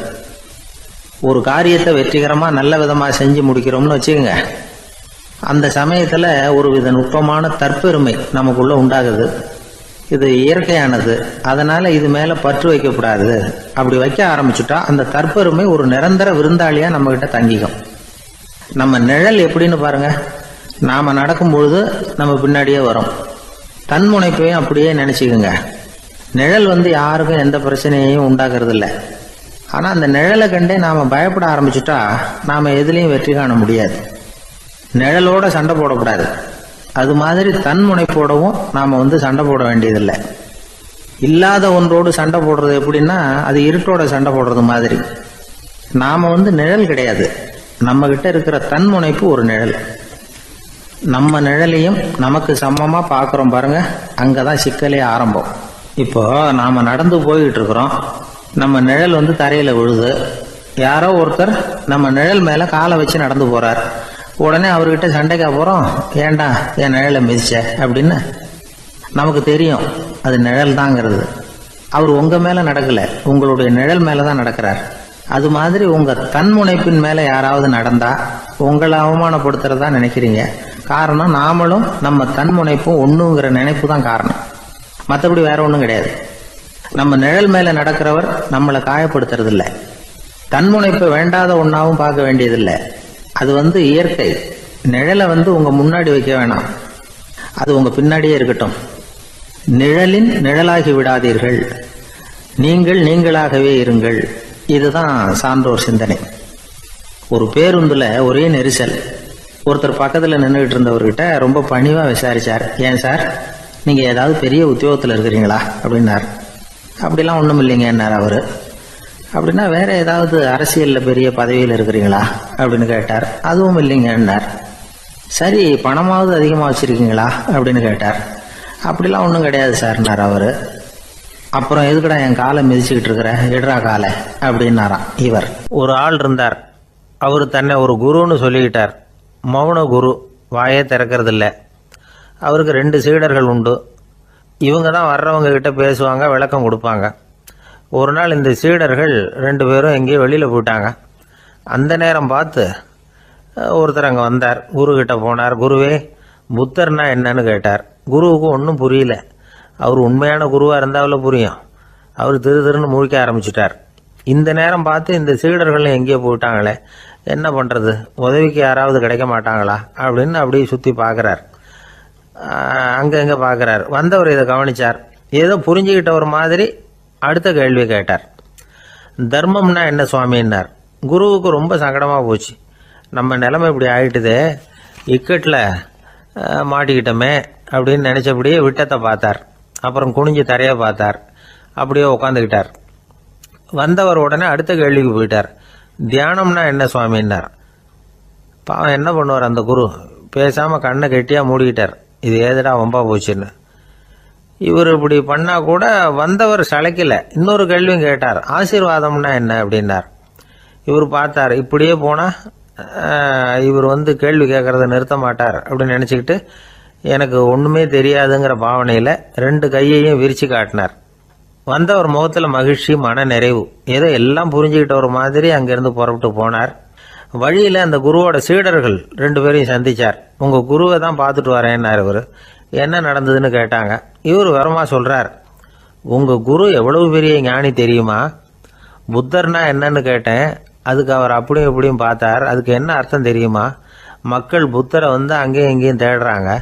உண்மையில் அவர் அங்கேயும் இங்கேயும் தேடி கண்டுபிடிக்க முடியாது அப்படிங்கிறத அவர் செய்கை மூலம் உணர்த்தினார். அதுக்கப்புறம் தர்மம்னா என்னன்னு கேட்டேன். அவர் மேலேயும் கீழையும் பார்த்து தர்மம் சமமானது, அதில் உயர்வு தாழ்வு இல்லைங்கிறத உணர்த்தினார். அதுக்கப்புறம் தியானம்னா என்னன்னு கேட்டேன். கண்ணை மூடிக்கிட்டார். கண்ணை மூடி காணுகிற அற்புதம் அது அப்படிங்கிறத புரிஞ்சுக்கிட்டேன். கடைசியாக ஆசீர்வதிக்கப்படுறது பற்றி கேட்டேன். கைகளை நீட்டி உதவுறது தான் அது அப்படிங்கிறத தன்னுடைய இருகை விரித்து உணர்த்தினார். எவ்வளோ பெரிய மகான் அவர் அப்படின்னு சொல்லிவிட்டு அவர் பாட்டு போயிட்டார். சீடர்கள் அதுக்கப்புறம் மெதுவாக குருக்கிட்ட வந்து சேர்ந்தாங்க. அவங்கள பார்த்ததும் குருவுக்கு கோபம் வந்துட்டுது. அடே பாவிகளா, எங்கடா போய் தொலைஞ்சிங்க? நான் ஒரு ஆளுகிட்ட மாட்டிக்கிட்டு என்ன பாடுபட்டிருக்கேன்னு தெரியுமான்னார். இது மாதிரி தான் நாம் சாதாரண மனிதர்களின் புற வேடங்களிலேயே மயங்கி போயிடுறோம். அவங்க பேச்சு, செய்கை, பார்வை இதிலெல்லாம் ஏதோ பெரிய தத்துவம் இருக்கிறதாக நினச்சிக்கிறோம். உண்மையிலேயே அந்த தத்துவங்கள் யாருக்கு சொந்தம்? அவங்களுக்கு இல்லை, நமக்கு தான் சொந்தம். நாம் தானே அதை கற்பிச்சுக்கிட்டோம். நம்மை நாம் அடையாளம் கண்டுக்கிறது இல்லை. நாம் யாருங்கிறது நமக்கு புரியறதில்ல. அதுதான் இன்றைக்கி நடக்கிறது. அதனால தான் அடுத்தவங்களை தேடி ஓடிக்கிட்டு இருக்கிறோம். சில வீடுகளில் கூட இது மாதிரி சைகைகள் உண்டு. சில குடும்ப தலைவர்கள் தினமும் காலையில் கண்ணை கெட்டியாக மூடிக்கிட்டு கை 2ஐயும் சுத்தமாக விரித்து வச்சுக்கிட்டே உட்காந்து தியானம் பண்ணுறது வழக்கம். எதுக்காக அப்படி பண்ணுறீங்கன்னு ஒருத்தரை பார்த்து கேட்டேன். இந்த மாதம் வாங்கின சம்பளம் பூரா தீர்ந்து போச்சு, இனிமேல் என் கையில் சுத்தமாக ஒன்றும் இல்லை, புதுசாக எதுவும் செலவு வச்சுடாதே அப்படிங்கிறத அப்படி உள்ளங்கை 2ஐயும் விரித்து காட்டி அவங்களுக்கு உணர்த்துறேன் அப்படின்னார். எனக்கு வாழ்க்கையில் ஒரே ஒரு ஆசை தான் சார் அப்படின்னார் ஒருத்தர். அது என்னன்னு கேட்டேன். ஆசைகளை ஒழிச்சுடணுங்கிறது தான் என்னோட ஆசை அப்படின்னார். இப்படி ஆசைகளை ஒழிக்க வேண்டும் அப்படிங்கிறதையே ஒரு ஆசையாக கொள்வது அபத்தம் அப்படிங்கிறார் ஒரு பெரியவர். இது மாதிரி ஆசைகளை ஒழிக்க ஆசைப்பட்டா அந்த நோக்கம் நிறைவேறாதான்.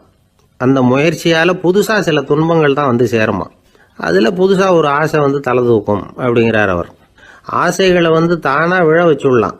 அதுக்கு வழி என்ன தெரியுமா? எந்த ஒரு ஆசையையுமே பூரணமாக நிறைவேற்றி கொள்ள முடியாதுங்கிறத உணரணும். அதை உணர்ந்தா ஆசைகள் தானாக விழுந்துடும். அதை விட்டுட்டு ஆசைகளை விட்டுடணுங்கிறதையே ஒரு ஆசையாக வச்சுக்கிட்டு அதுக்காக கடுமையாக முயற்சிகளையும் செஞ்சுக்கிட்டு நான் ஆசைகளை விட்டுட்டு ஞானோதயம் அடையிறதுக்கு கடுமையாக முயற்சி பண்ணிகிட்டு இருக்கிறேன் சார் அப்படின்னு சொல்லிக்கிட்டு இருந்தால் எந்த காலத்துலேயும் ஞானோதயம் வரப்போகிறதில்ல. அதுக்கு பதிலாக துன்பந்தான் சேரும் அப்படிங்கிறது அவரோட கருத்து. எந்த ஒரு ஆசையையும் பூரணமாக நிறைவேற்றி கொள்ள முடியாது அப்படிங்கிறத உணரணும். ஒரு ராஜா, அவர் மனசில் அமைதி இல்லை, எப்பவும் கஷ்டப்பட்டுக்கிட்டே இருந்தார். இந்த துன்பத்தை போக்குறதுக்கு பல வழிகளில் என்னென்னமோ முயற்சியெல்லாம் பண்ணி பார்த்தார். ஒன்றும் சரியாக வரல. கடைசியாக ஒரு காரியம் பண்ணார். அதாவது ஒரு வேதாந்தியை தேடிட்டு போனார். அவரை பார்த்து கேட்டார், ஐயா, என்னுடைய துன்பங்கள்லேருந்து நான் விடுபடணும், அதுக்கு சுலபமாக ஏதாவது ஒரு வழி இருந்தால் சொல்லுங்களேன் அப்படின்னு கேட்டுக்கிட்டார்.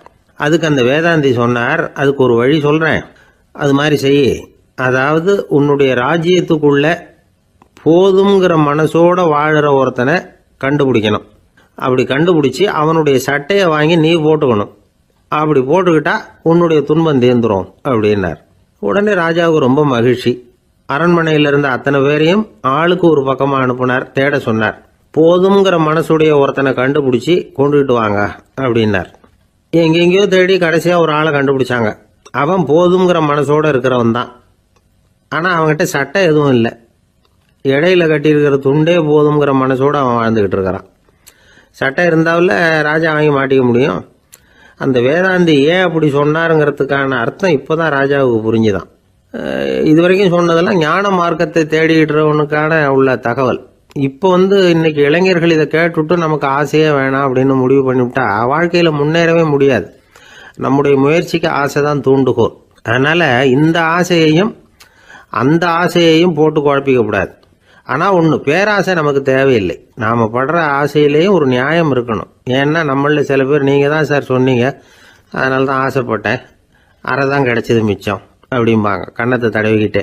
அதனால் இப்போல்லாம் எந்த தகவலை சொன்னாலும் ரொம்ப எச்சரிக்கையாக இருக்க வேண்டியிருக்குது. ஒரு ஆள் ஒரு கடை வச்சு வியாபாரம் பண்ணிக்கிட்டு இருந்தான். அவனுக்கு ரொம்ப பேராசை, நிறைய பணம் சேர்க்கணும்னு. திடீர்னு ஒரு நாள் அவனுக்கு உடம்பு ரொம்ப சுகம் இல்லாமல் போயிட்டுது. இனிமேல் பிழைக்கிறது கஷ்டங்கிற நிலைமை. மரணப்படுகையில் இருக்கிறான். சொந்தக்காரங்கள்லாம் சுற்றி உட்காந்துருக்குறாங்க. இவன் மெதுவாக கண்ணை திறந்து பார்க்குறான். என் வீட்டுக்காரி எங்கேன்னா, இதோ இருக்கேன் அப்படின்னாங்க அந்த அம்மா. பசங்கள்லாம் எங்கேங்கிறான், இதோ பக்கத்தில் தான் நின்றுட்டு இருக்கிறோங்கிறாங்க. பொண்ணுங்க எங்கேங்கிறான், எல்லாம் இங்கே தான் இருக்கிறோம் அப்படிங்கிறாங்க. எல்லாம் இங்கே தான் பக்கத்தில் தான் இருக்கோம், நீங்கள் கவலைப்படாதீங்கன்னு சொல்கிறாங்க எல்லாம். அவன் மெதுவாக கஷ்டப்பட்டு வாயை திறந்து, அட பாவிங்களா, எல்லாரும் இங்கே இருந்தால் அங்கே கடையை யார் கவனிக்கிறது அப்படின்னானா. ராமகிருஷ்ணர் வாழ்ந்த காலத்தில் நடந்த ஒரு நிகழ்ச்சி இது. அப்போ ஒரு ஓவியர் இருந்தாராம். அவருக்கு ஒரு ஆசை, ராமகிருஷ்ணர் படத்தை வரையணும். அதை அவர்கிட்டயே கொண்டுட்டு போய் காட்டி அபிப்பிராயம் கேட்கணும். இதுதான் அந்த ஓவியரின் ஆசை. உடனே ராமகிருஷ்ணர் படத்தை வரைஞ்சி முடித்தார். அதை எடுத்துக்கிட்டு போனார். இவர் போன சமயம் அங்கே ராமகிருஷ்ணர் சீடர்களோடு உட்காந்துருக்கிறார். விவேகானந்தர் அங்கே இருக்கிறார். இந்த ஓவியர் கொண்டுகிட்டு போய் தான் வரைந்த ஓவியத்தை அவர்கிட்ட காட்டினார். ராமகிருஷ்ண பரமஹம்சரின் ஓவியத்தை ராமகிருஷ்ணர்கிட்டயே காட்டுறார். ராமகிருஷ்ணர் என்ன பண்ணார் தெரியுமா? அந்த படத்தை பார்த்தார். உடனே அது காலை தொட்டார். குருதேவருடைய இந்த செயல் சீடர்களுக்கு ரொம்ப வியப்பை உண்டு பண்ணிச்சு. சில பேர் மனசுக்குள்ளேயே ரொம்ப குழம்பி போக ஆரம்பிச்சிட்டாங்க, என்ன இப்படி பண்ணுறாருன்னு. என்ன இது அவரோட படம், அவரே அவரோட படத்தின் காலை தொடுறார் அப்படின்னு யோசிச்சாங்க.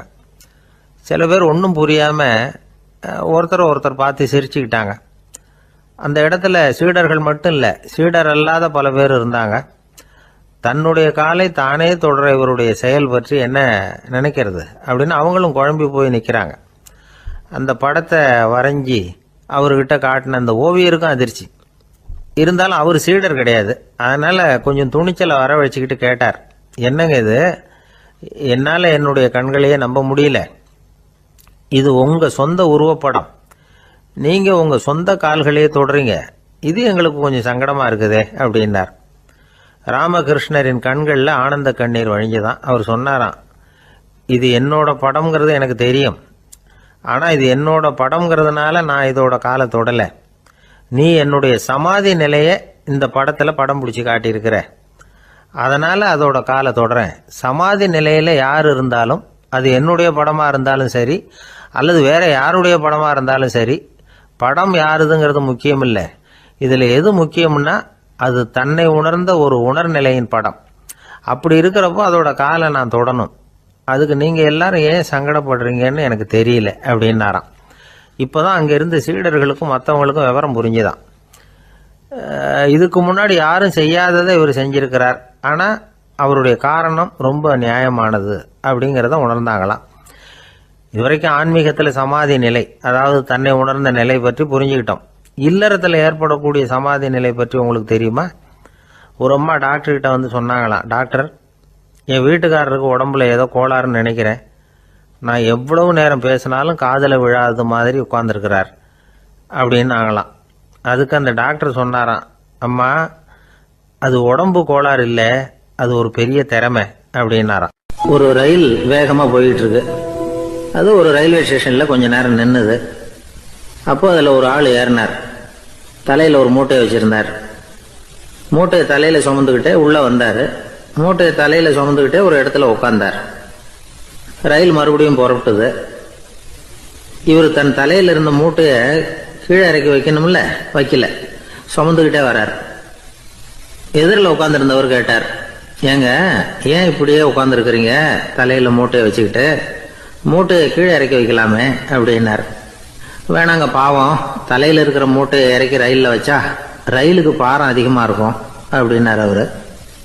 இப்படி ஒரு ஆளை பார்த்தா நமக்கு சிரிப்பு தான் வரும். ஏன்னா ரயிலுங்கிறது அந்த மூட்டையையும் சேர்த்து சுமந்துக்கிட்டு தான் போகுது. அவன் அந்த மூட்டையை தலையில் வச்சுருந்தாலும் ஒன்று தான், தரையில் வச்சுருந்தாலும் ஒன்று தான். அதனால் ரயிலுக்கு எந்த மாற்றமும் ஏற்பட போகிறதில்ல. அதே மாதிரி தான் நம்ம மனமும். இதுவும் ஒரு தேவையில்லாத சுமை, அனாவசியமாக சுமந்துக்கிட்டு இருக்கிறோம். இதை கீழே இறக்கி வச்சுட்டா வாழ்க்கை பிரயாணம் சுகமாக இருக்கும். ரயில் பிரயாணம் பண்ணுற அந்த ஆள் மூட்டையை சுமக்கிறான், வாழ்க்கை பிரயாணம் பண்ணுற நாம மனசை சுமக்கிறோம். இது ரெண்டுக்கும் எந்த வித்தியாசமும் இல்லை. மனசை கீழே இறக்கி வச்சுட்டா பாரம் இல்லாமல் வாழலாம், பறவைகள் மாதிரி பறக்கலாம், குழந்தைகள் மாதிரி கள்ளங்கபடம் இல்லாம வாழலாம். இந்த வெளி உலகத்துல நாம நிலை பெற்று இருக்கணும், வேரூன்றி இருக்கணும். அதே சமயம் நம்முடைய உள் வெளியில ஆன்மீக வாழ்க்கையில பாரம் இல்லாம இருக்கணும். அப்போ பறக்கணும், நதியை போல ஓடணும், மிதக்கணும், பயணம் சுகமா இருக்கும், களைப்பு தெரியாது, கவலை தெரியாது. ஒரு சீடன் போதி தர்மரை நாடி வந்தான். குருவே, நீங்கள் என்ன வெறுமையாக இருக்க சொன்னீங்க, நான் இப்போ மறுபடியும் வெறுமையானவன் ஆகிட்டேன், அதனால இப்போ என்ன செய்ய சொல்றீங்க என்ன அப்படின்னு சொல்லி நின்னான். உடனே அந்த குரு பக்கத்தில் இருந்த ஒரு குச்சியை எடுத்து அவன் தலையில அடிச்சு, போய் அந்த வெற்றுத்தன்மையையும் வீசி எறிந்து விட்டு வா அப்படின்னார். நான் இப்போ காலியா இருக்கிறேன்னு ஒருத்தன் சொல்றான்னு வச்சுக்கோங்க, அது உண்மை இல்லை. ஏன்னா இன்னமும் அதுல நான்கிற எண்ணம் இருக்குது. எந்த சிந்தனையும் இல்லாம இருக்கிறது கடினம்தான். ஆனாலும் மனிதன் அதுல உள்ள நுட்பத்தை புரிஞ்சுக்கிட்டான்னா இவ்வளவு தூரம் தூக்கி சுமந்துக்கிட்டு வந்த அந்த மனதின் முட்டாள்தனத்தை அவனே பார்த்துட்டு சிரிப்பான். இதுதான் பெரியவங்க சொல்லியிருக்கிற ஆலோசனை. நம்மால் ஒருத்தன் தலையில ஒரு பெரிய மூங்கில் கூடையோட ரயில்ல உட்கார்ந்தான். கூடை தலையில இருந்தது, கீழே இறக்கி வைக்கல. எதிரில் இருந்தவர் கேட்டார், ஏங்க எதுக்காக அதை அனாவசியமா சுமந்துகிட்டே இருக்கீங்க, கீழே இறக்கி வைங்களேன்னார். இல்லைங்க, நான் வீட்டை விட்டு புறப்படும் பொழுதே என் பையன் சொல்லிவிட்டான், கூடைய தலையை விட்டு இறக்கப்படாதுன்னு அப்படின்னார். அவன் சின்ன பையன், விவரம் இல்லாம சொல்லியிருப்பான். இப்ப என்ன நேரில் வந்தா பாத்துக்கிட்டு இருக்கிறான், நீங்க இறக்கி வைங்கன்னார் அவர். அவன் நேரில் பாத்துக்கிட்டு இல்ல, இருந்தாலும் நான் இந்த கூடையை கீழே இறக்கி வச்சா அது அவனுக்கு தெரிஞ்சிரும் அப்படின்னாரு இவர். அது எப்படின்னாரு அவர். அவன் தனக்கு டிக்கெட் வாங்க வேணாம்னு சொல்லி இப்ப இந்த கூடைக்குள்ளதான் உட்கார்ந்துருக்கிறான் அப்படின்னார் இவர். ஒரு பெரிய நினைவு மண்டபம், அதுக்கு முன்னாடி ஒரு அப்பாவும் பிள்ளையும் நின்றுகிட்டு இருக்கிறாங்க. அந்த வழியா போறவங்க வர்றவங்க எல்லாம் அந்த இடத்துல நின்று அது என்ன மண்டபம் அப்படின்னு விசாரிக்க ஆரம்பிச்சாங்க. அந்த அப்பாவும் பிள்ளையும் தான் வர்றவங்களுக்கெல்லாம் விவரம் சொல்லிட்டு இருக்கிறாங்க. அதாவது இந்த இடத்துல ஒரு பெரிய மகான் சமாதி ஆயிருக்கார், அவர் சமாதியான இடத்துல இந்த நினைவு மண்டபத்தை கட்டியிருக்கிறோம் அப்படின்னாங்க. ஊரு பூரா இந்த செய்தி பரவிச்சு. நிறைய பேர் அந்த இடத்தை தேடி வர ஆரம்பிச்சாங்க. இங்க கொஞ்ச நேரம் உட்காந்துட்டு போனா மனசுக்கு ஒரு நிம்மதி கிடைக்குது அப்படின்னாங்க. அங்க இருந்த உண்டியல்ல நிறைய காசு போட்டுட்டு போறாங்க. பணம் கிடுகிடுன்னு நிறைய சேர ஆரம்பிச்சுட்டுது. பணம் நிறைய சேர்ந்த உடனே அந்த அப்பாவுக்கும் பிள்ளைக்கும் தகராறு வந்துட்டுது. பணம் சேர்ந்தாலே சொத்து தகராறு வரத்தானே செய்யும், அது மாதிரி வந்துட்டுது. பையன் அடிக்கடி நிறைய பணம் கேட்க ஆரம்பிச்சான். அப்பா பார்த்தார், யோசனை பண்ணார், ஒரு முடிவுக்கு வந்தார். ஒரு நாள் பையனை கூப்பிட்டார், இதை பாருப்பா, நமக்குள்ள தகராறு வேணாம், அப்பாவும் பிள்ளையும் இப்படி சண்டை போட்டுக்கிட்டா பார்க்குறவங்க தப்பா நினைப்பாங்க, அதனால நமக்குள்ள சமரசமா இதை தீர்த்துக்குவோம், என்ன சொல்ற அப்படின்னார் அப்பா. சரி நான் பையன். உடனே அந்த அப்பா என்ன பண்ணார் தெரியுமா, மகன்கிட்ட கொஞ்சம் பணத்தை கொடுத்தார், தன்கிட்ட இருந்த ஒரு கழுதையையும் கொடுத்தார். இதை வச்சு நீ பொழைச்சிக்கோ அப்படின்னு சொல்லி அனுப்பி வச்சுட்டார். மகன் அந்த கழுதையை இழுத்துக்கிட்டு அடுத்த ஊருக்கு போனான். வழியிலேயே அந்த கழுதை செத்து போச்சு. உடனே என்ன பண்ணலாம்னு யோசனை பண்ணான். ஒரு ஐடியா வந்தது. அந்த கழுதையை ஒரு சாலை ஓரமா புதைச்சான். கையில் இருந்த பணத்தை வச்சு அந்த இடத்துல ஒரு கல் மண்டபம் கட்டினான். அந்த வழியா 2 பேர் வந்தாங்க. இது என்ன மண்டபம்னு விசாரிச்சாங்க. இந்த இடத்துல ஒரு பெரிய மகான் சமாதி ஆயிருக்கிறார் அப்படின்னா. இந்த செய்தி ஊர் பூரா பரவ ஆரம்பிச்சுட்டுது. நிறைய பேர் வந்து போக ஆரம்பிச்சாங்க. இங்க வந்தா மனசுக்கு ஒரு பெரிய நிம்மதி கிடைக்குது அப்படின்னு வேற சொல்ல ஆரம்பிச்சாங்க. வர வர கூட்டம் அதிகமா வர ஆரம்பிச்சுட்டுது. உண்டியல்ல பணம் நிறைய சேர்ந்துட்டுது. நகையெல்லாம் கூட கழட்டி காணிக்கையா போட ஆரம்பிச்சுட்டாங்க. அப்பாவை விட மகன் பெரிய ஆளாயிட்டான். இதை கேள்விப்பட்டார் அப்பா. பையனை பார்த்துட்டு வரலாம்னு ஒரு நாள் புறப்பட்டு வந்தார். பையன் ஓஹோன்னு இருக்கிறான். பங்களா, காரு எல்லாம் வந்துட்டுது. எப்படிடா இந்த அளவுக்கு ஆனே அப்படின்னு விசாரிச்சார். அப்பா, எல்லாம் உங்க ஆசீர்வாதம் தான், நீங்க கொடுத்த மூலதனத்தை வச்சுதான் இவ்வளவும் சம்பாதிச்சேன் அப்படின்னு நான் பையன். அது எப்படிறான்னு விசாரிச்சார்.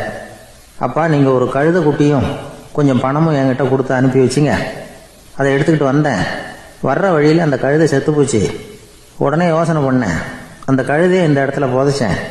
கையில் இருந்த பணத்தை வச்சு மண்டபம் கட்டினேன். மகான் ஒருத்தர் சமாதி ஆயிருக்கார் அப்படின்னு வதந்தியை கிளப்பி விட்டேன். ஜனங்கள்லாம் ஏமாந்து போய் காசை கொண்டாந்து போட ஆரம்பிச்சிட்டாங்க. நான் பொழைச்சிக்கிட்டு இருக்கிறேன் அப்படின்னா. இப்போதான்டா நீ என் புள்ள அப்படின்னு சொல்லி சந்தோஷப்பட்டாரான் அந்த அப்பா. ஏன் அப்படி சொல்றீங்கன்னு கேட்டிருக்கான் பையன். கழுத குட்டியை புதைச்சி மண்டபம் கட்டி இருக்கிற நீ ஏற்கனவே நம்ம ஊரில் நாம கட்டியிருக்கிறோமே மண்டபம், அது இந்த கழுதையோட அம்மாவை புதைச்ச இடம். மகான் சமாதி ஆயிருக்காருன்னு நானும் சும்மா கப்சா தான் விட்டுக்கிட்டு இருக்கேன் அப்படின்னாராம் அப்பா. முட்டாள் ஜனங்களை நினைச்சு அந்த 2 பேரும் சத்தம் போட்டு சிரிச்சாங்களாம். மனுஷன் ஏமாத்துறது ரொம்ப சுலபம். என் கூட படிச்ச ஒருத்தன் திடீர்னு ஒரு நாள் எல்லாருக்கும் அருள் வாக்கு சொல்ல ஆரம்பிச்சுட்டான். அவன் ஒரு ஆபீஸ்லயும் வேலை பார்க்கறான். ஆபீஸில் உள்ளவங்கெல்லாம் அவங்ககிட்ட வந்து அருள் வாக்கு கேட்கறது வழக்கம். ஒரு நாள் நான் அவன் முன்னாடி போய் உட்காந்து பேசிக்கிட்டு இருந்தேன். அப்போ அதே ஆபீஸில் வேலை பார்க்குற ஒருத்தர் அவங்ககிட்ட வந்து, சுவாமி, என் மேஜையில் வச்சிருந்த பேனா திடீர்னு காணாமல் போட்டுது, அது திரும்ப கிடைக்குமா எனக்கு அப்படின்னு கேட்டார். இவன் கண்ணை உருட்டி பார்த்துட்டு, அது உனக்கு கிடைக்காது, புதுசாக வேற ஒன்று வாங்கிக்கப்போ